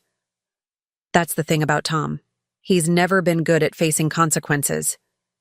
Robert always swooped in to fix his problems when he was young, and when that stopped, well, Tom started finding other ways to avoid reality. It was the most insightful thing I'd ever heard Vanessa say about my son. For the first time, I wondered if she might have more depth than I'd previously given her credit for. "What about you?" I asked. "What will you do now?" She laughed hollowly. "What can I do? I have no job skills. I married Tom right out of college and have been a professional socialite ever since. My resume consists of charity luncheons and country club memberships." Her voice broke slightly. "The truth is, I'm terrified. If Tom goes to prison, I have no idea how to support myself, let alone the children." Her raw vulnerability touched me. Beneath the polished exterior and social climbing was a woman facing the collapse of everything she'd built her identity around. "You have time to figure it out," I said gently. "You and the children can stay here as long as necessary. Use this as a chance to regroup and consider your options." "Why would you do that for us?" she asked again, genuine bewilderment in her expression. "Because it's the right thing to do," I replied simply. "And because despite everything, you're family." We sat in companionable silence after that, watching the moonlight on the waves. Whatever came next would be complicated. Tom's legal troubles, the children's adjustment, Vanessa's uncertain future. But for this moment, at least, there was peace in acknowledging hard truths and offering compassion without conditions. Tom arrived the following afternoon. I was in the garden with Emma and Liam, showing them how to identify different varieties of roses, when Jonas appeared with news of his arrival. The children raced inside immediately, eager to see their father. I followed more slowly, steeling myself for what would inevitably be a difficult conversation. I found Tom in the grand entryway, staring up at the magnificent staircase with an expression I couldn't quite read, somewhere between awe and bitter resentment. He had lost weight since I'd last seen him, and his normally impeccable appearance showed signs of strain. His expensive watch was missing, his shirt slightly rumpled. "Hello, Tom," I said quietly. He turned, his eyes hard. "Mother. Nice place you've been hiding all these years." "I wasn't hiding it," I corrected. "I owned it. There's a difference." "A difference that might have saved me from financial ruin if you'd bothered to mention it," he snapped. "Your financial problems aren't the result of my property decisions," I replied evenly. "They're the result of your own choices." Before he could respond, Emma and Liam burst into the room, throwing themselves at their father with cries of excitement. His demeanor softened immediately as he knelt to embrace them, the genuine love in his expression momentarily eclipsing his anger toward me. "Hey, you two," he said, his voice gentler than I'd heard it in years. "Have you been behaving for your grandmother?" "Grandma showed us the beach," Liam exclaimed. "And there's a lighthouse we can see from my bedroom window. And Jonas made chocolate chip pancakes for breakfast." "It's amazing here, Dad," Emma added. "It's like living in a castle. Why didn't Grandma ever tell us about this place?" Tom's jaw tightened, but he managed a strained smile. "That's a grown-up question. For another time. Why don't you two go find your mother while I talk to Grandma?" When the children had left, Tom turned back to me, crossing his arms defensively. "I assume you've heard about my situation?" "Yes," I acknowledged. "It sounds serious." He barked, a humorless laugh. "Serious? I'm facing 20 years in federal prison unless I can come up with $2 million for restitution. My business is destroyed, my reputation is ruined, and my father, your ex-husband, has reclaimed our house. Right out from under us. Serious doesn't begin to cover it." "I'm sorry you're going through this," I said sincerely, "but I'm glad you're here now. We can figure out next steps together." "Next steps?" he repeated incredulously. "Do you think offering us rooms in your secret mansion somehow fixes everything? Do you have any idea what it feels like to realize your own mother has been sitting on a fortune while watching you struggle? Is that really how you see what happened?" I asked, genuinely curious. "That I watched you struggle? Tom, you and..." Vanessa lived in a 5,000-square-foot house in Mapleton's most exclusive neighborhood. You belonged to the country club, You had luxury cars and private schools and vacations in Europe. What exactly were you struggling with? He flushed. Appearances can be deceiving. We were leveraged to the hilt trying to maintain that lifestyle. A lifestyle you chose, I pointed out. No one forced you to live beyond your means. That's easy for you to say from your oceanfront estate, he shot back bitterly. I sighed. We were getting nowhere, and recriminations wouldn't help the current situation. Why don't we pause this discussion until you've had a chance to settle in and rest? You look exhausted.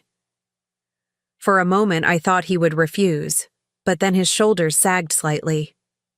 Fine, just show me where we're staying.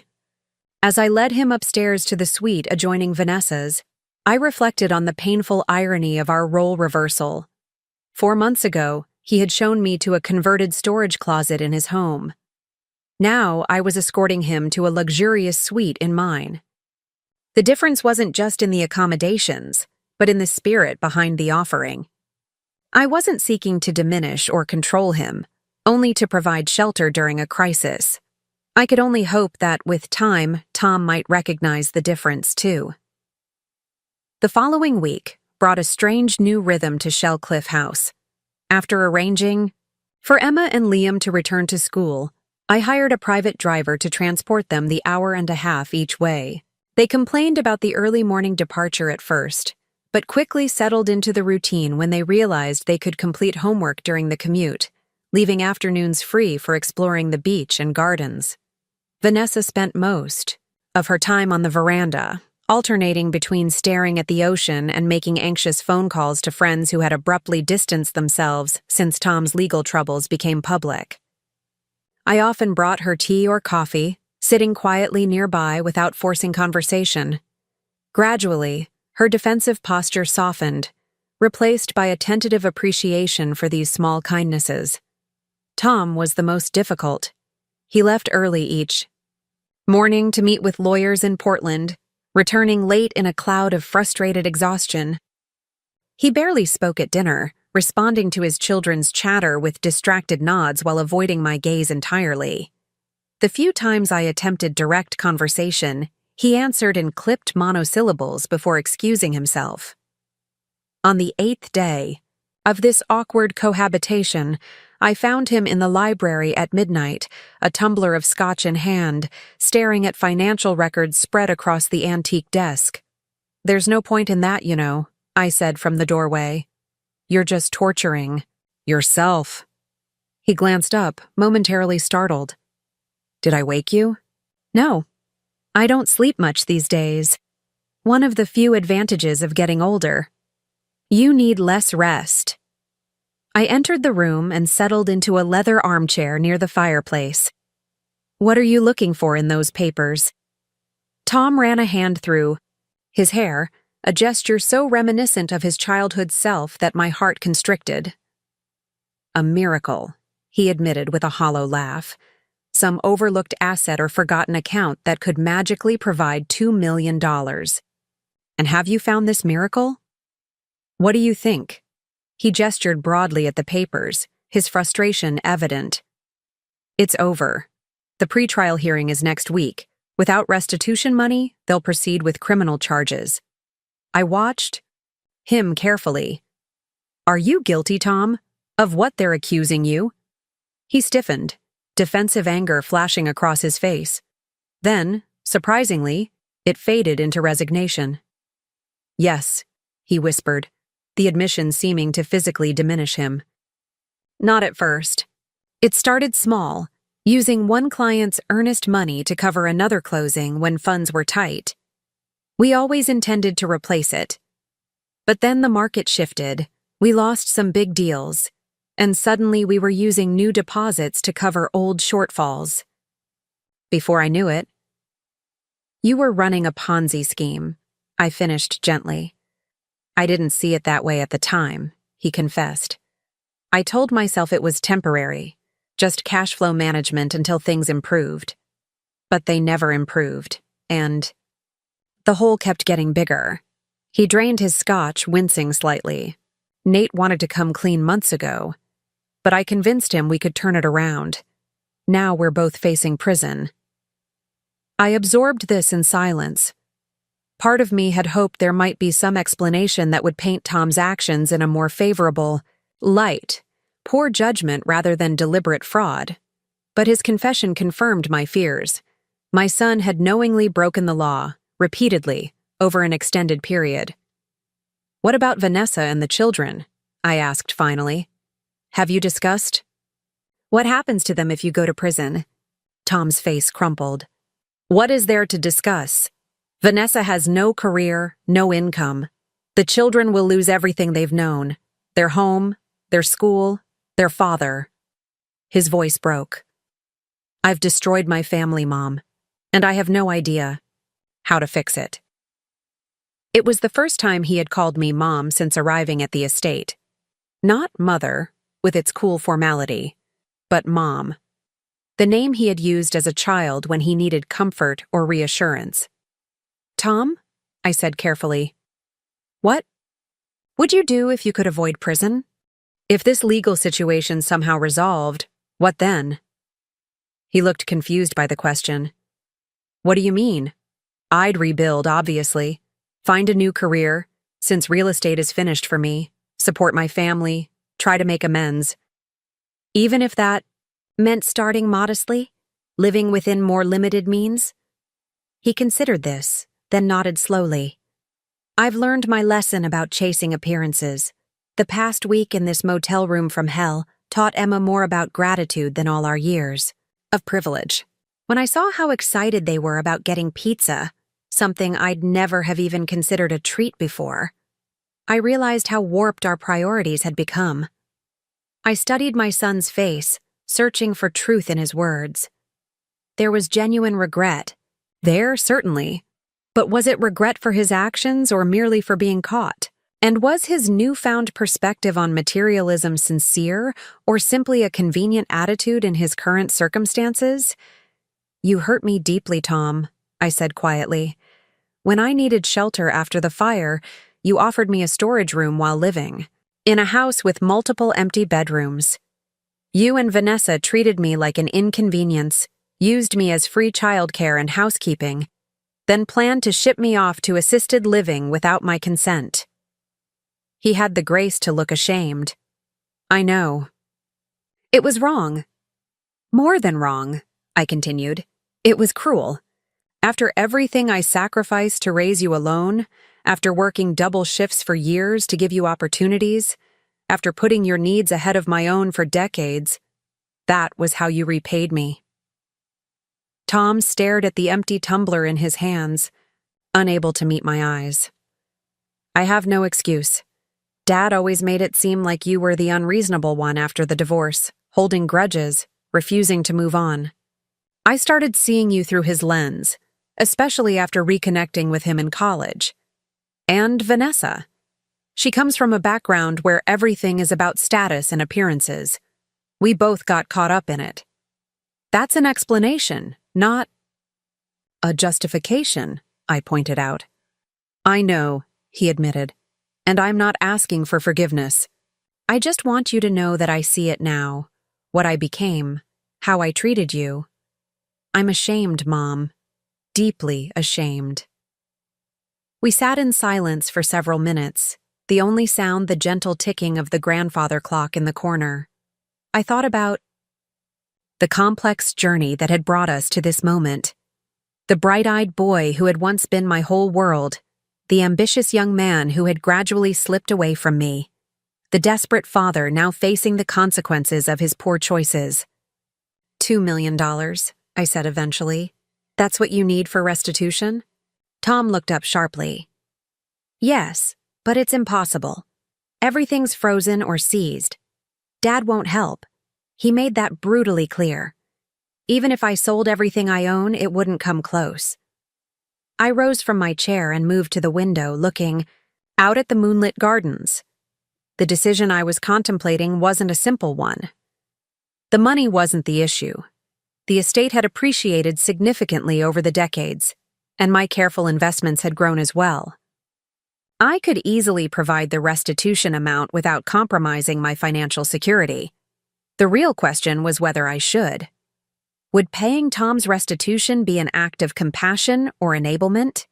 Would it teach him valuable lessons about accountability or reinforce his belief that problems could be made to disappear with enough money? Most importantly, would it truly benefit my grandchildren, whose stability and well-being had become my primary concern? I could provide the restitution money, I said finally, turning back to face him. But it would come with conditions. Tom's expression cycled through shock, disbelief, and cautious hope. What conditions? First, complete honesty with the authorities, with your victims, with your family, and with yourself. I held his gaze steadily. No more deception, no more facades, no more pretending to be something you're not. He nodded slowly. Okay. Second, you accept whatever other penalties the court imposes: probation, community service, professional sanctions. The money prevents prison, not consequences. Another nod, more hesitant this time. Third, you and Vanessa commit to financial counseling and living within modest means until you've repaid every penny to me, not as a loan, but as restitution for your victims. I'm not funding a return to your previous lifestyle. Tom swallowed hard. That's fair. Finally, and most importantly, I continued, you need to understand that this isn't about you. I'm doing this for Emma and Liam, who deserve a father, present in their lives. I'm doing it for Vanessa, who despite her flaws is trying to hold your family together. I'm even doing it partly for myself, because I don't want to visit my only child in prison for the next decade. I understand, he whispered. Do you? I challenged. Because accepting help means acknowledging that you can't fix this alone. It means recognizing that your choices have consequences beyond yourself. It means rebuilding trust that you've systematically destroyed through years of pretense and poor decisions. Tom stood and crossed to the window, standing beside me to look out at the moonlit landscape. For several minutes he said nothing, his profile illuminated by the soft glow from the library lamps. When he finally spoke, his voice was thoughtful. When Dad left us, he began slowly, I was devastated. Not just because he chose another family, but because he had always been this larger-than-life figure to me. Successful, powerful, admired. I wanted so badly to be like him. I remained silent, letting him continue his reflection. As I got older, I convinced myself that his abandonment was somehow justified, that if we had been good enough, interesting enough, successful enough, he wouldn't have left. So I built my life trying to prove my worth through the same measures he valued: money, status, appearances. Tom shook his head ruefully. I spent my entire adult life chasing his approval, and when things started falling apart, I was too proud to admit failure. I just kept doubling down, digging the hole deeper. And now? I prompted when he fell silent. Now I see that I modeled myself after the wrong parent, he said simply. Dad might have had the money and status, but you had the integrity, the work ethic, the unconditional love. I was too blinded by superficial success to recognize what really mattered. He turned to face me directly. I don't deserve your help, Mom. But if you're willing to give it, I promise I won't waste this second chance. I studied his face, searching for sincerity in his words. There was genuine remorse there, perhaps even the beginning of true self-awareness. Whether it would last beyond the current crisis remained to be seen. I'll transfer the money tomorrow, I decided. Your attorney can present it at the pretrial hearing. With full restitution, they'll likely offer a plea deal for probation and professional censure. Relief washed over his features, followed immediately by something else. Not the entitled gratitude I had feared, but a solemn recognition of the gravity of the moment. Thank you, he said quietly. I know words are cheap right now, but I promise I'm going to work every day to be worthy of this. Start by telling Vanessa and the children the truth, I advised. All of it. No more pretending, no more facades. They deserve honesty, especially now. He nodded, acknowledging the difficult conversation ahead. As he turned to leave, I called after him. Tom, this is your one reset. There won't be another. I understand, he replied, and for the first time since he was a child, I believed him. The following morning, I authorized the transfer of funds to the escrow account Tom's attorney had established for potential restitution. The sum, $2 million plus legal fees, represented a significant portion of my liquid assets, though the estate itself remained my primary financial security. Harry called as I was finishing the paperwork in my study. In the chaos of Tom's arrival and subsequent discussions, I hadn't spoken to my friends in nearly 2 weeks. Eleanor? Harry's warm voice filled the line. Bea and I were getting worried. How are things with your family? Complicated, I admitted, glancing out the window to where Vanessa sat on the veranda, her posture suggesting the weight of a difficult conversation. Tom must be telling her about our arrangement. They're staying here for now while we sort through Tom's legal troubles. And how's that going for you? Harry asked, his concern evident even across the distance. You're maintaining your boundaries?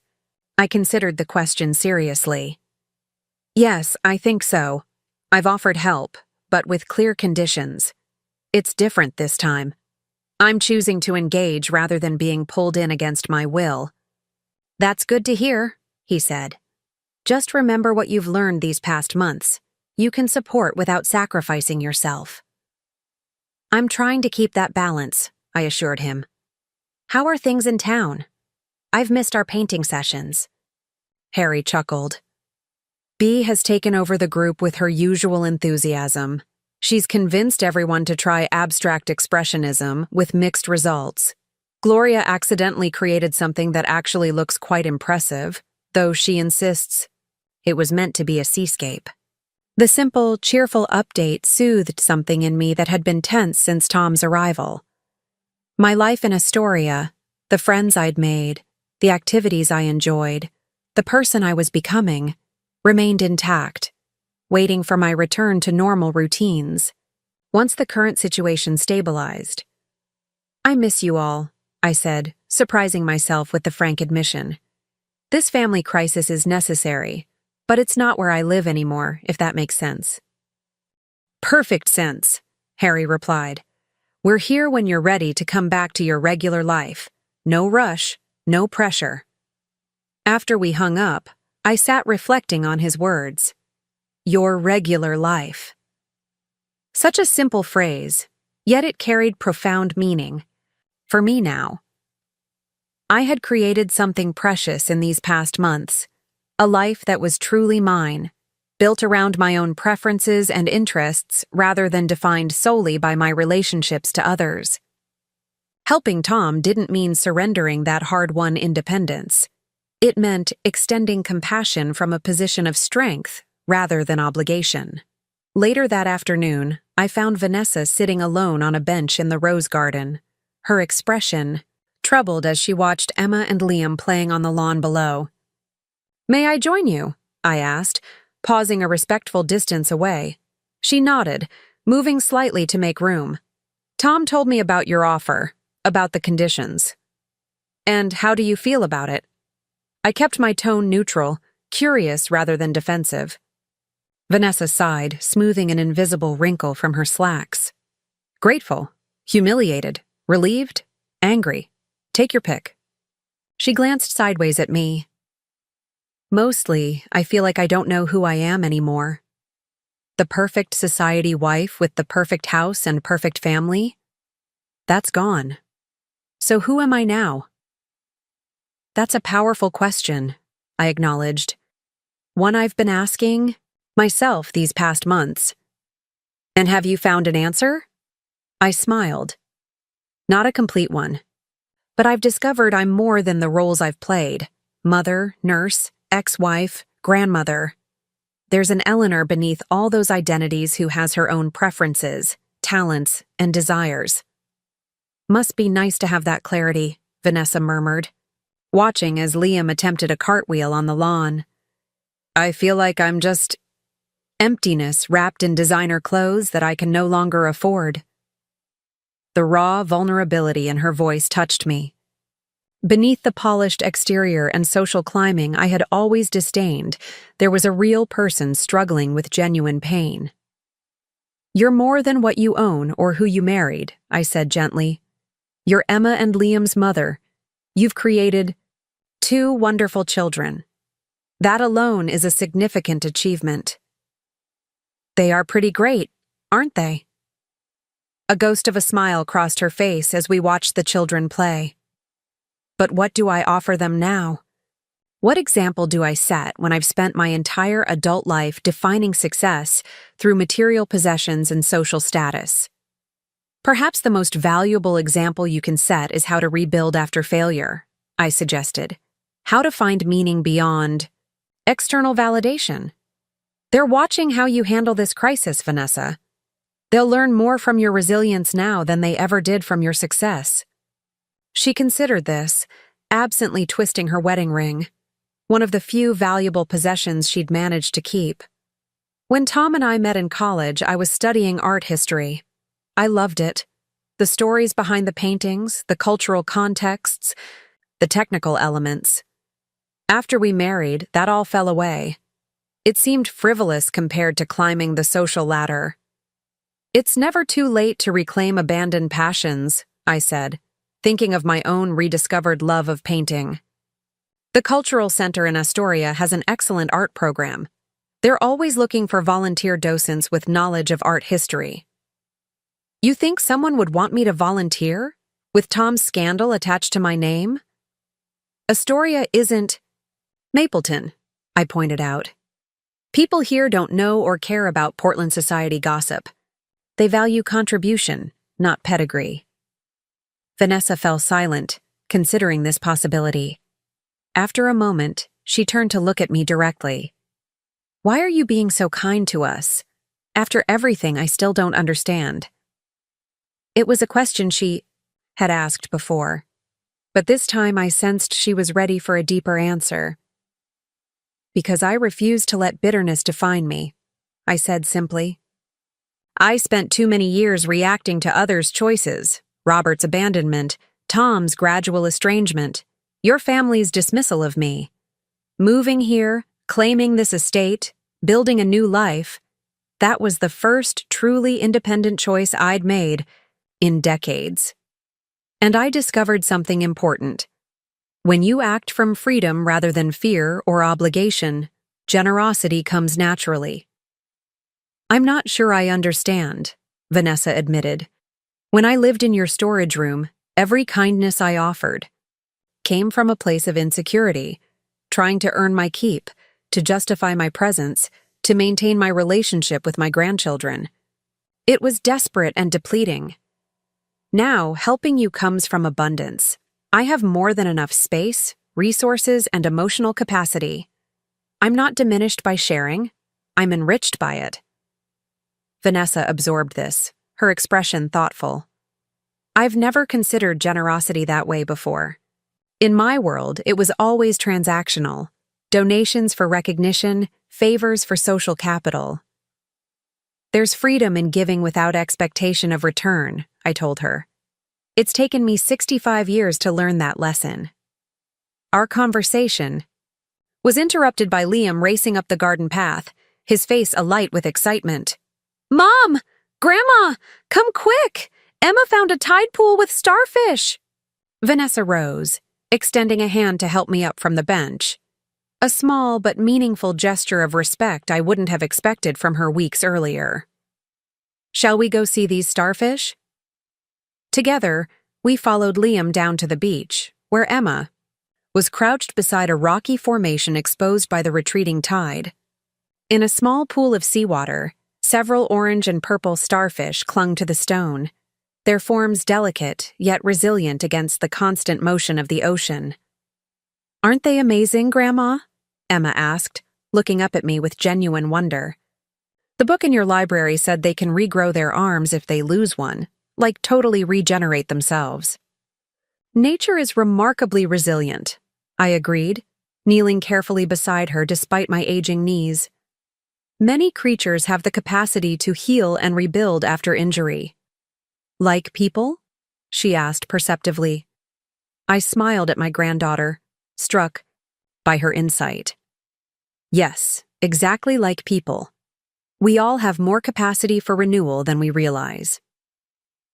The pretrial hearing took place 3 days later.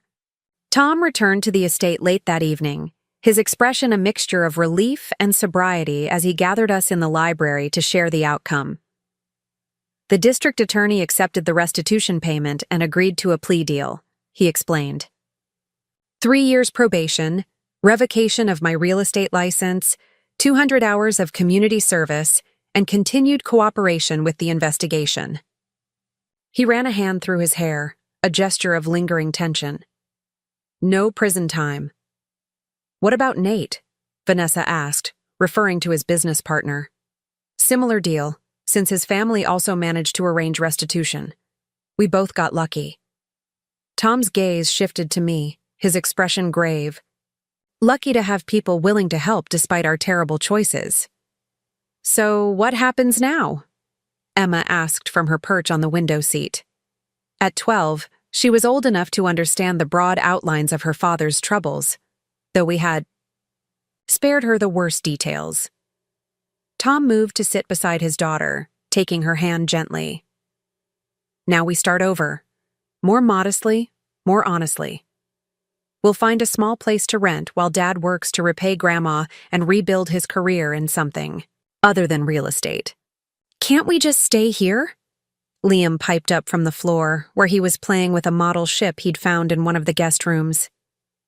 It's way better than that stinky motel, and Grandma has like 1 million extra rooms. The adults exchanged glances. We hadn't discussed long-term arrangements beyond the immediate crisis. That's Grandma's decision, Tom said carefully. We've already imposed enough.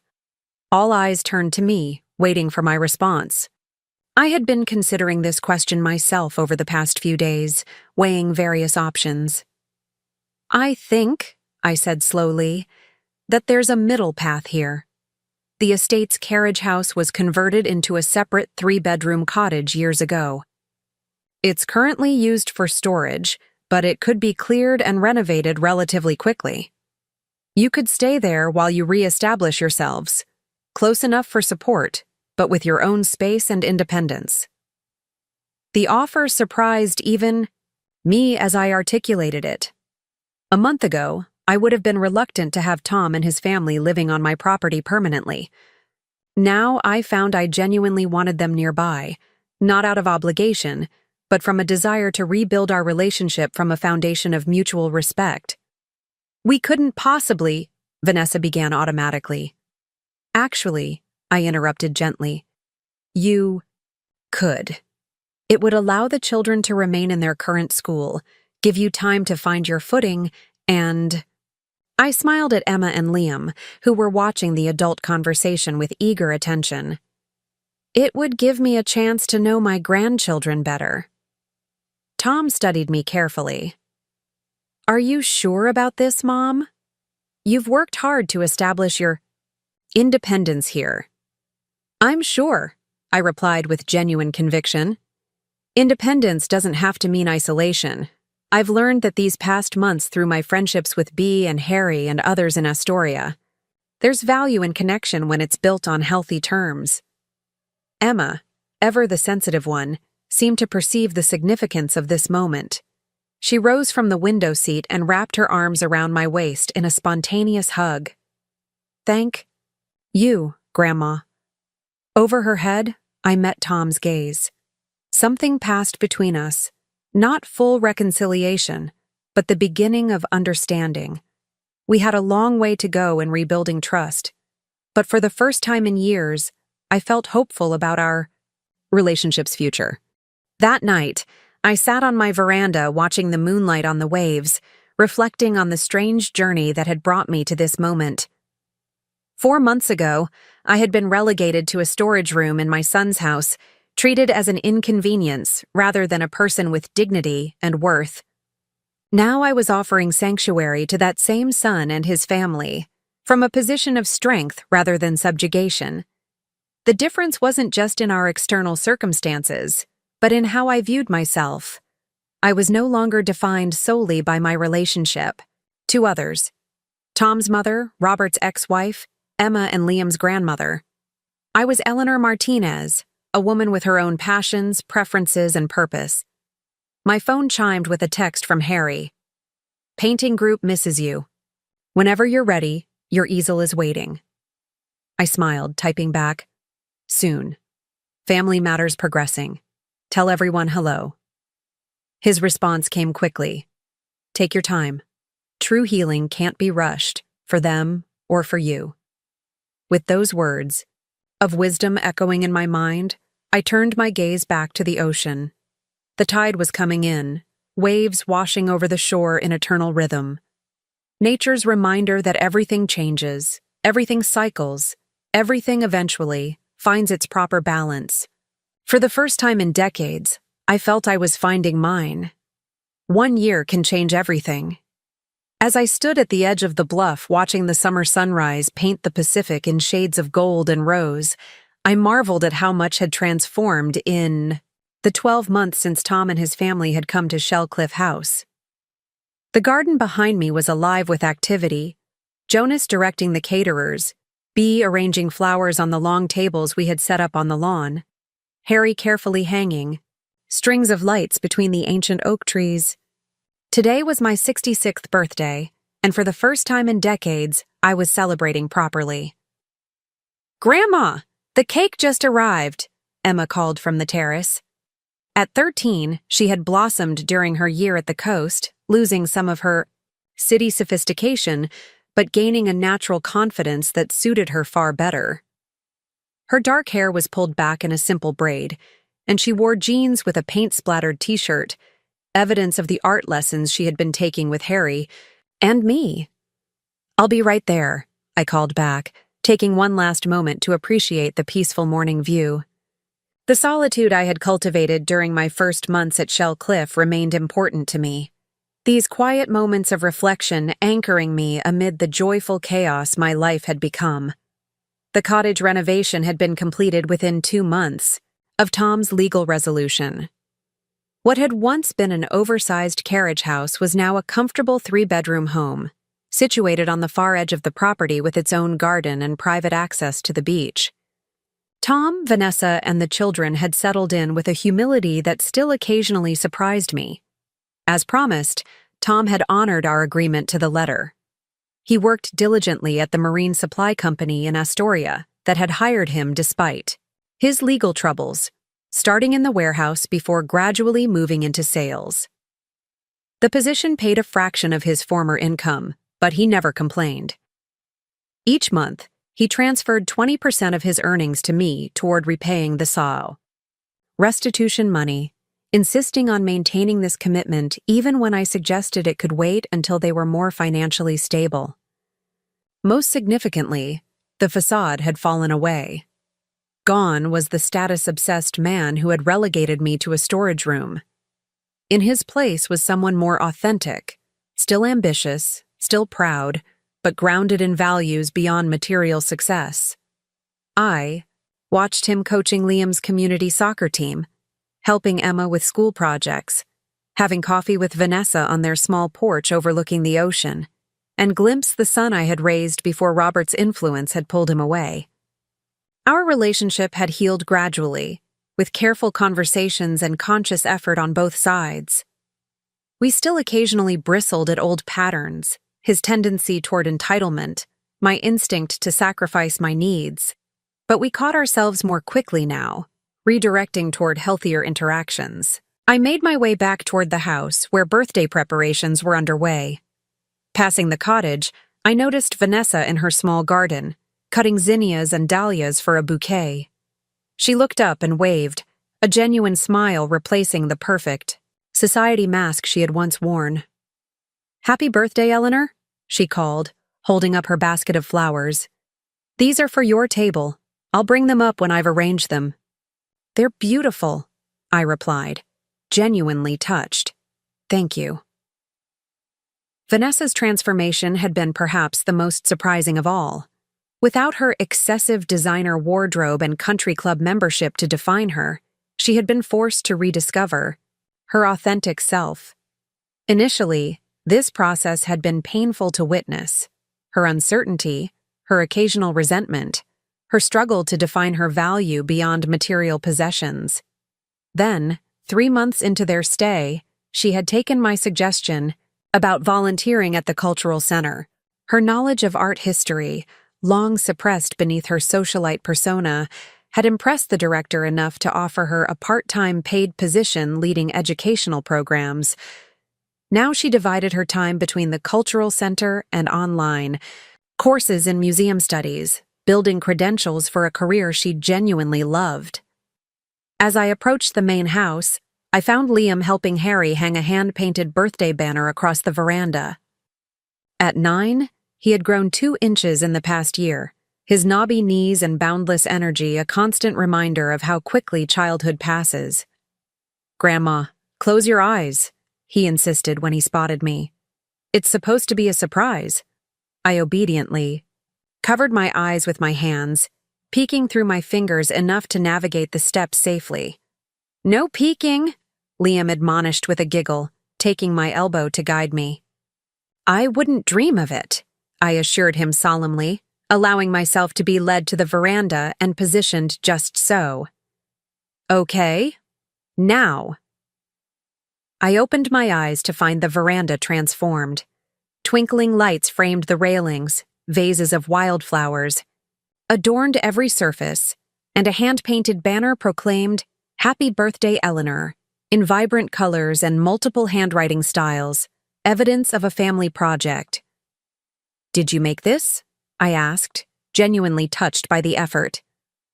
"Everyone helped," Liam explained proudly.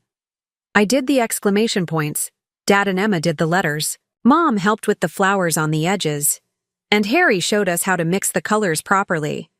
"It's wonderful," I told him, bending to kiss the top of his head. "The best banner I've ever received." Harry approached, wiping paint from his hands with a rag. In the past year, our friendship had deepened into something neither of us had expected or sought. We moved slowly, both carrying histories and losses that made us cautious, but the quiet joy of his company had become one of the greatest gifts of my new life. "The birthday girl isn't supposed to be helping with preparations," he chided gently. "That's what all these extra people are for." "I'm just supervising," I assured him with a smile, "making sure everything meets my exacting standards." He laughed, knowing full well that I had deliberately relinquished control of today's celebration, allowing my family and friends to plan it without my intervention. It was another lesson in trust I was still learning, the ability to receive care rather than always providing it. As the morning progressed, guests began to arrive. The invitation list reflected my new life in Astoria: Bea and her sister, Gloria, and her husband, my watercolor group, the librarians who had become friends. Even Jonas and his wife were joining as guests rather than staff. A few friends from my nursing days had made the drive from Mapleton, expressing amazement at my transformation from the practical, modest woman they had known to the confident coastal estate owner who greeted them. "I still can't believe you kept this place secret all these years," remarked Julie, my former nursing supervisor, as I showed her around the gardens. "You worked double shifts when we were short-staffed, brought your lunch in Tupperware, and drove that old sedan forever. While owning all this?" I smiled, understanding her bewilderment. "I owned it, but I wasn't ready to claim it," I explained. "Sometimes we need to grow into the gifts we're given." The party was in full swing by early afternoon. Tables on the lawn were filled with guests enjoying the catered lunch. Children, including Emma and Liam, played an elaborate game of tag across the gardens. Bea held court near the rose beds, regaling a group with stories from her latest historical research project. The atmosphere was relaxed and joyful, exactly the kind of celebration I had wanted. I was chatting with Harry and the librarians when a hush fell over one section of the party. Looking up, I was startled to see Robert standing awkwardly at the edge of the garden, an expensive-looking gift bag dangling from one hand. Tom approached him first, his body language tense but controlled as they exchanged words I couldn't hear. Then, surprisingly, he gestured toward me and began leading his father in my direction. "Mom," Tom said as they reached us, his tone carefully neutral. "Dad wanted to wish you happy birthday in person. I told him it was up to you whether he stayed." Robert looked older than when I'd last seen him at my gates a year ago. His hair was fully silver now, his posture slightly stooped. Designer clothes and an expensive watch couldn't disguise the subtle signs of aging, perhaps even mortality, catching. Up with the man who had once seemed invincible to me. "Eleanor," he acknowledged, his typical confidence noticeably dimmed. "You look well. This is quite a gathering." "Thank you," I replied, noting Harry's protective shift closer to my side. "It's unexpected to see you here." Robert held out the gift bag. "I brought this. It's nothing significant, just... I thought you might like it." I accepted the bag with measured grace, setting it aside without opening it. "Would you like some lunch? There's plenty." The simple hospitality seemed to unbalance him. He glanced around at the celebration, at the warmth and connection evident among my guests, at the Shell Cliff house standing proudly on the bluff, at the obvious bond between Tom and me that had been rebuilt in his absence. "I don't want to intrude on your day," he said finally. "I just wanted to see for myself." "See what?" "All of this." He gestured vaguely around. "Mother's estate, your new life, how Tom and his family are doing." He hesitated, then added more quietly, "Whether what Diane said was true." I raised an eyebrow, curiosity piqued despite myself. "And what did Diane say?" Robert looked uncomfortable. "That you seem happier without us than you ever were with us. That Tom talks about you differently now, with respect instead of dismissal. That you've built something here that makes our life in Portland seem hollow by comparison." The assessment surprised me, especially coming from Diane. I had barely thought of her in months, the woman who had once dominated my nightmares fading into irrelevance as I created a life beyond the shadow of their betrayal. "And what do you think now that you've seen it?" I asked. Robert's gaze swept over the celebration again, lingering on Emma and Liam playing on the lawn, on Tom and Vanessa talking easily with my friends, on the magnificent house that had been his mother's legacy, to me, not him. "I think," he said slowly, "that I may have underestimated you, Eleanor. All these years." It wasn't quite an apology, but from Robert, it was as close as I was likely to get. I felt no triumph at his admission, no vindictive satisfaction, just a peaceful acknowledgement that his opinion, which had once held such power over me, now mattered very little. "Would you like to stay for cake?" I offered, neither encouraging nor discouraging his presence. "Everyone is welcome today." Robert seemed to consider it, then shook his head. "Another time, perhaps. I should get back to Portland." He glanced at Tom. "We'll talk later this week about the trust matter?" Tom nodded, his expression guarded but not hostile. "I'll call you Tuesday." With a final nod to me and an awkward half-wave to the gathering, Robert retreated the way he had come. I watched him go, reflecting on how differently I viewed him, now compared to the devastating power he had once held over my self-worth. "Well, that was unexpected," Harry remarked beside me. "Are you okay?" "Surprisingly, yes," I replied honestly. "It's like seeing a character from a book I read long ago, familiar, but not particularly meaningful to my current story." Harry smiled, understanding in his eyes. "Shall we rejoin your party? I believe there's a rather spectacular cake awaiting its moment of glory." The moment Robert's car disappeared down the driveway, The celebration seemed to relax and expand, as if everyone had been holding their breath without realizing it. Tom approached me privately as the caterers began preparing for the cake presentation.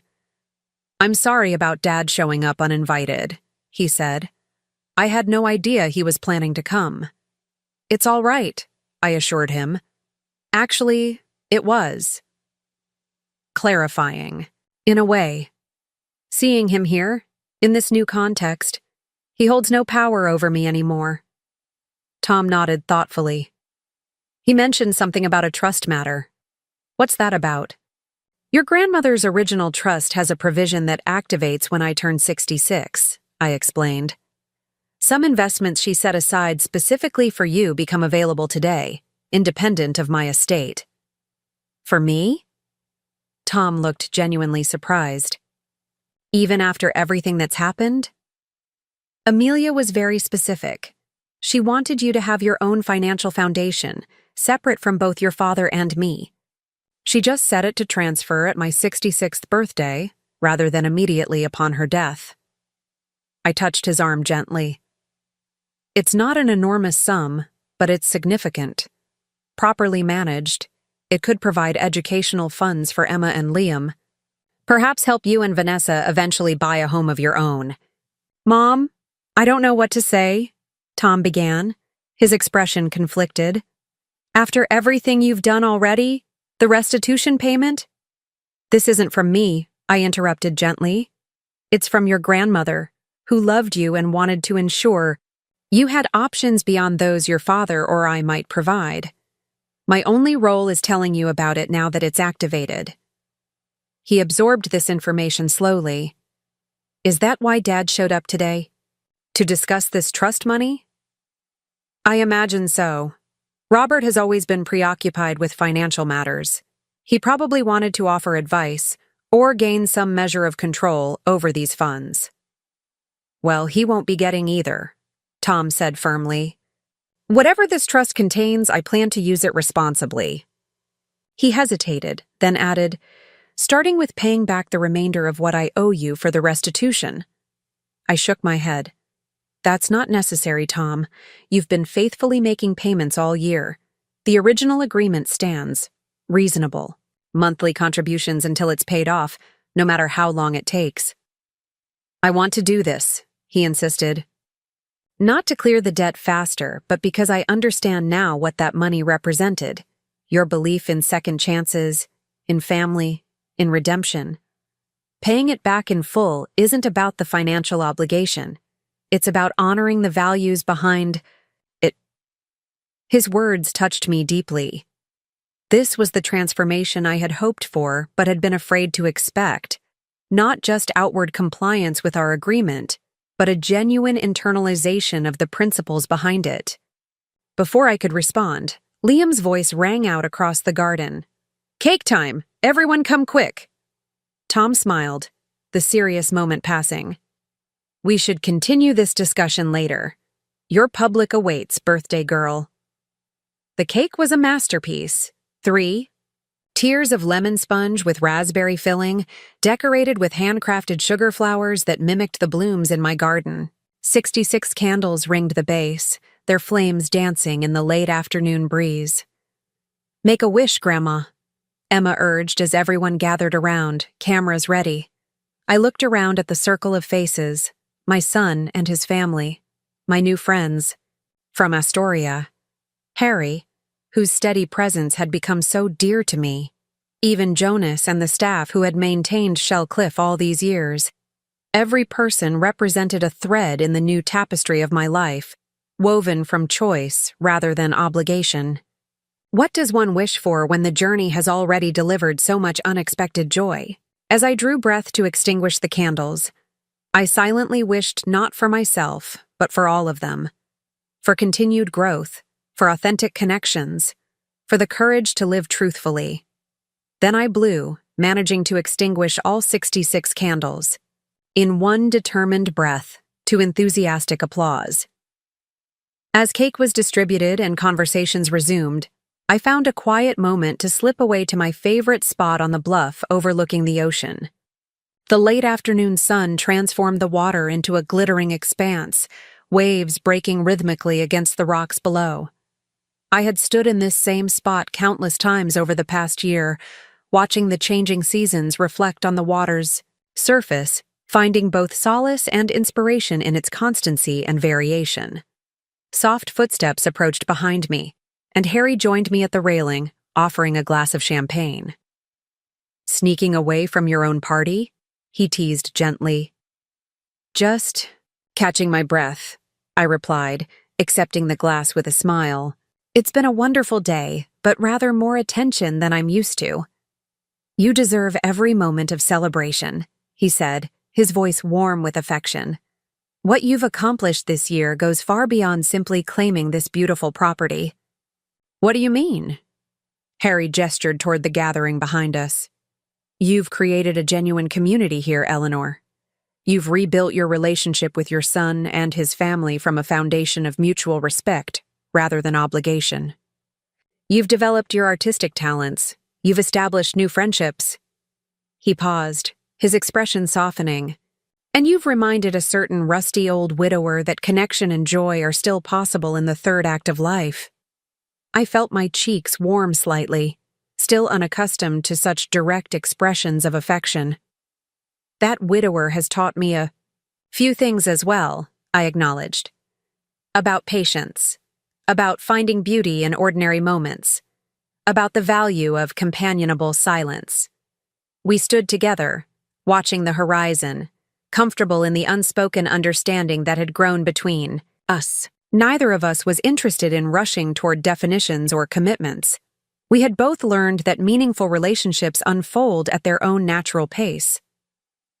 "I opened Robert's gift while you were cutting the cake," I said, after a comfortable silence. It was a photograph I'd never seen before, me holding Tom as an infant with Amelia standing beside us. It must have been taken during our first visit to the estate after Tom was born. "A peace offering?" Harry suggested. "Perhaps," I mused. "Or a reminder that despite everything that happened later, we shared those early chapters. That Tom connects us, regardless of how our individual stories diverged." "How did it make you feel?" I considered the question carefully. "Grateful, surprisingly. Not for Robert specifically, but for the entire journey, even the painful parts. Without the divorce, without Robert's abandonment, without Tom's recent troubles bringing him back to me, I might never have found my way here, to this life I've created." Harry nodded understanding. The Japanese have a concept called kintsugi, repairing broken pottery with gold. The idea is that the breaks and repairs become part of the object's history, making it more beautiful rather than something to disguise. "I like that," I said softly. "The broken places in my life, mended with gold, not erased, but transformed into something valuable." From the garden, Bee's voice called out my name, accompanied by Emma's excited tone announcing it was time for presents. The sounds of laughter and conversation drifted toward us on the breeze, the soundtrack of connection, of belonging, of a life fully lived. "Shall we rejoin the celebration?" Harry asked, offering his arm with old-fashioned courtesy. "Your public awaits." I placed my hand in the crook of his elbow, feeling a deep contentment settle within me. "Yes, let's go back. The view from here is magnificent, but the real beauty is in those connections." As we walked together toward the gathering, I reflected on the extraordinary journey of the past year. From the humiliation of that storage room in Tom's house to the quiet dignity of Shellcliffe Estate. From isolation to community. From sacrifice to self-respect. The woman who had accepted that tiny room, grateful for even that cramped space in her son's life, felt like a different person now. She had served her purpose, teaching me valuable lessons about boundaries, self-worth, and the difference between giving from obligation versus giving from choice. I had no regrets about revealing my ownership of the estate when I did. The timing had been perfect. Not just to escape my untenable situation, but because I had finally been ready to step fully into the life Amelia had envisioned for me all those years ago. As I rejoined my birthday celebration, surrounded by genuine connection and authentic joy, I silently thanked my former mother-in-law for her extraordinary gift. Not just the physical property, but the opportunity it had eventually provided to reclaim my true self. The smallest room in Tom's house had led me to the grandest version of my life, and for that unexpected journey, I was profoundly grateful. Up next, you've got 2 more standout stories right on your screen. If this one hit the mark, you won't want to pass these up. Just click and check them out.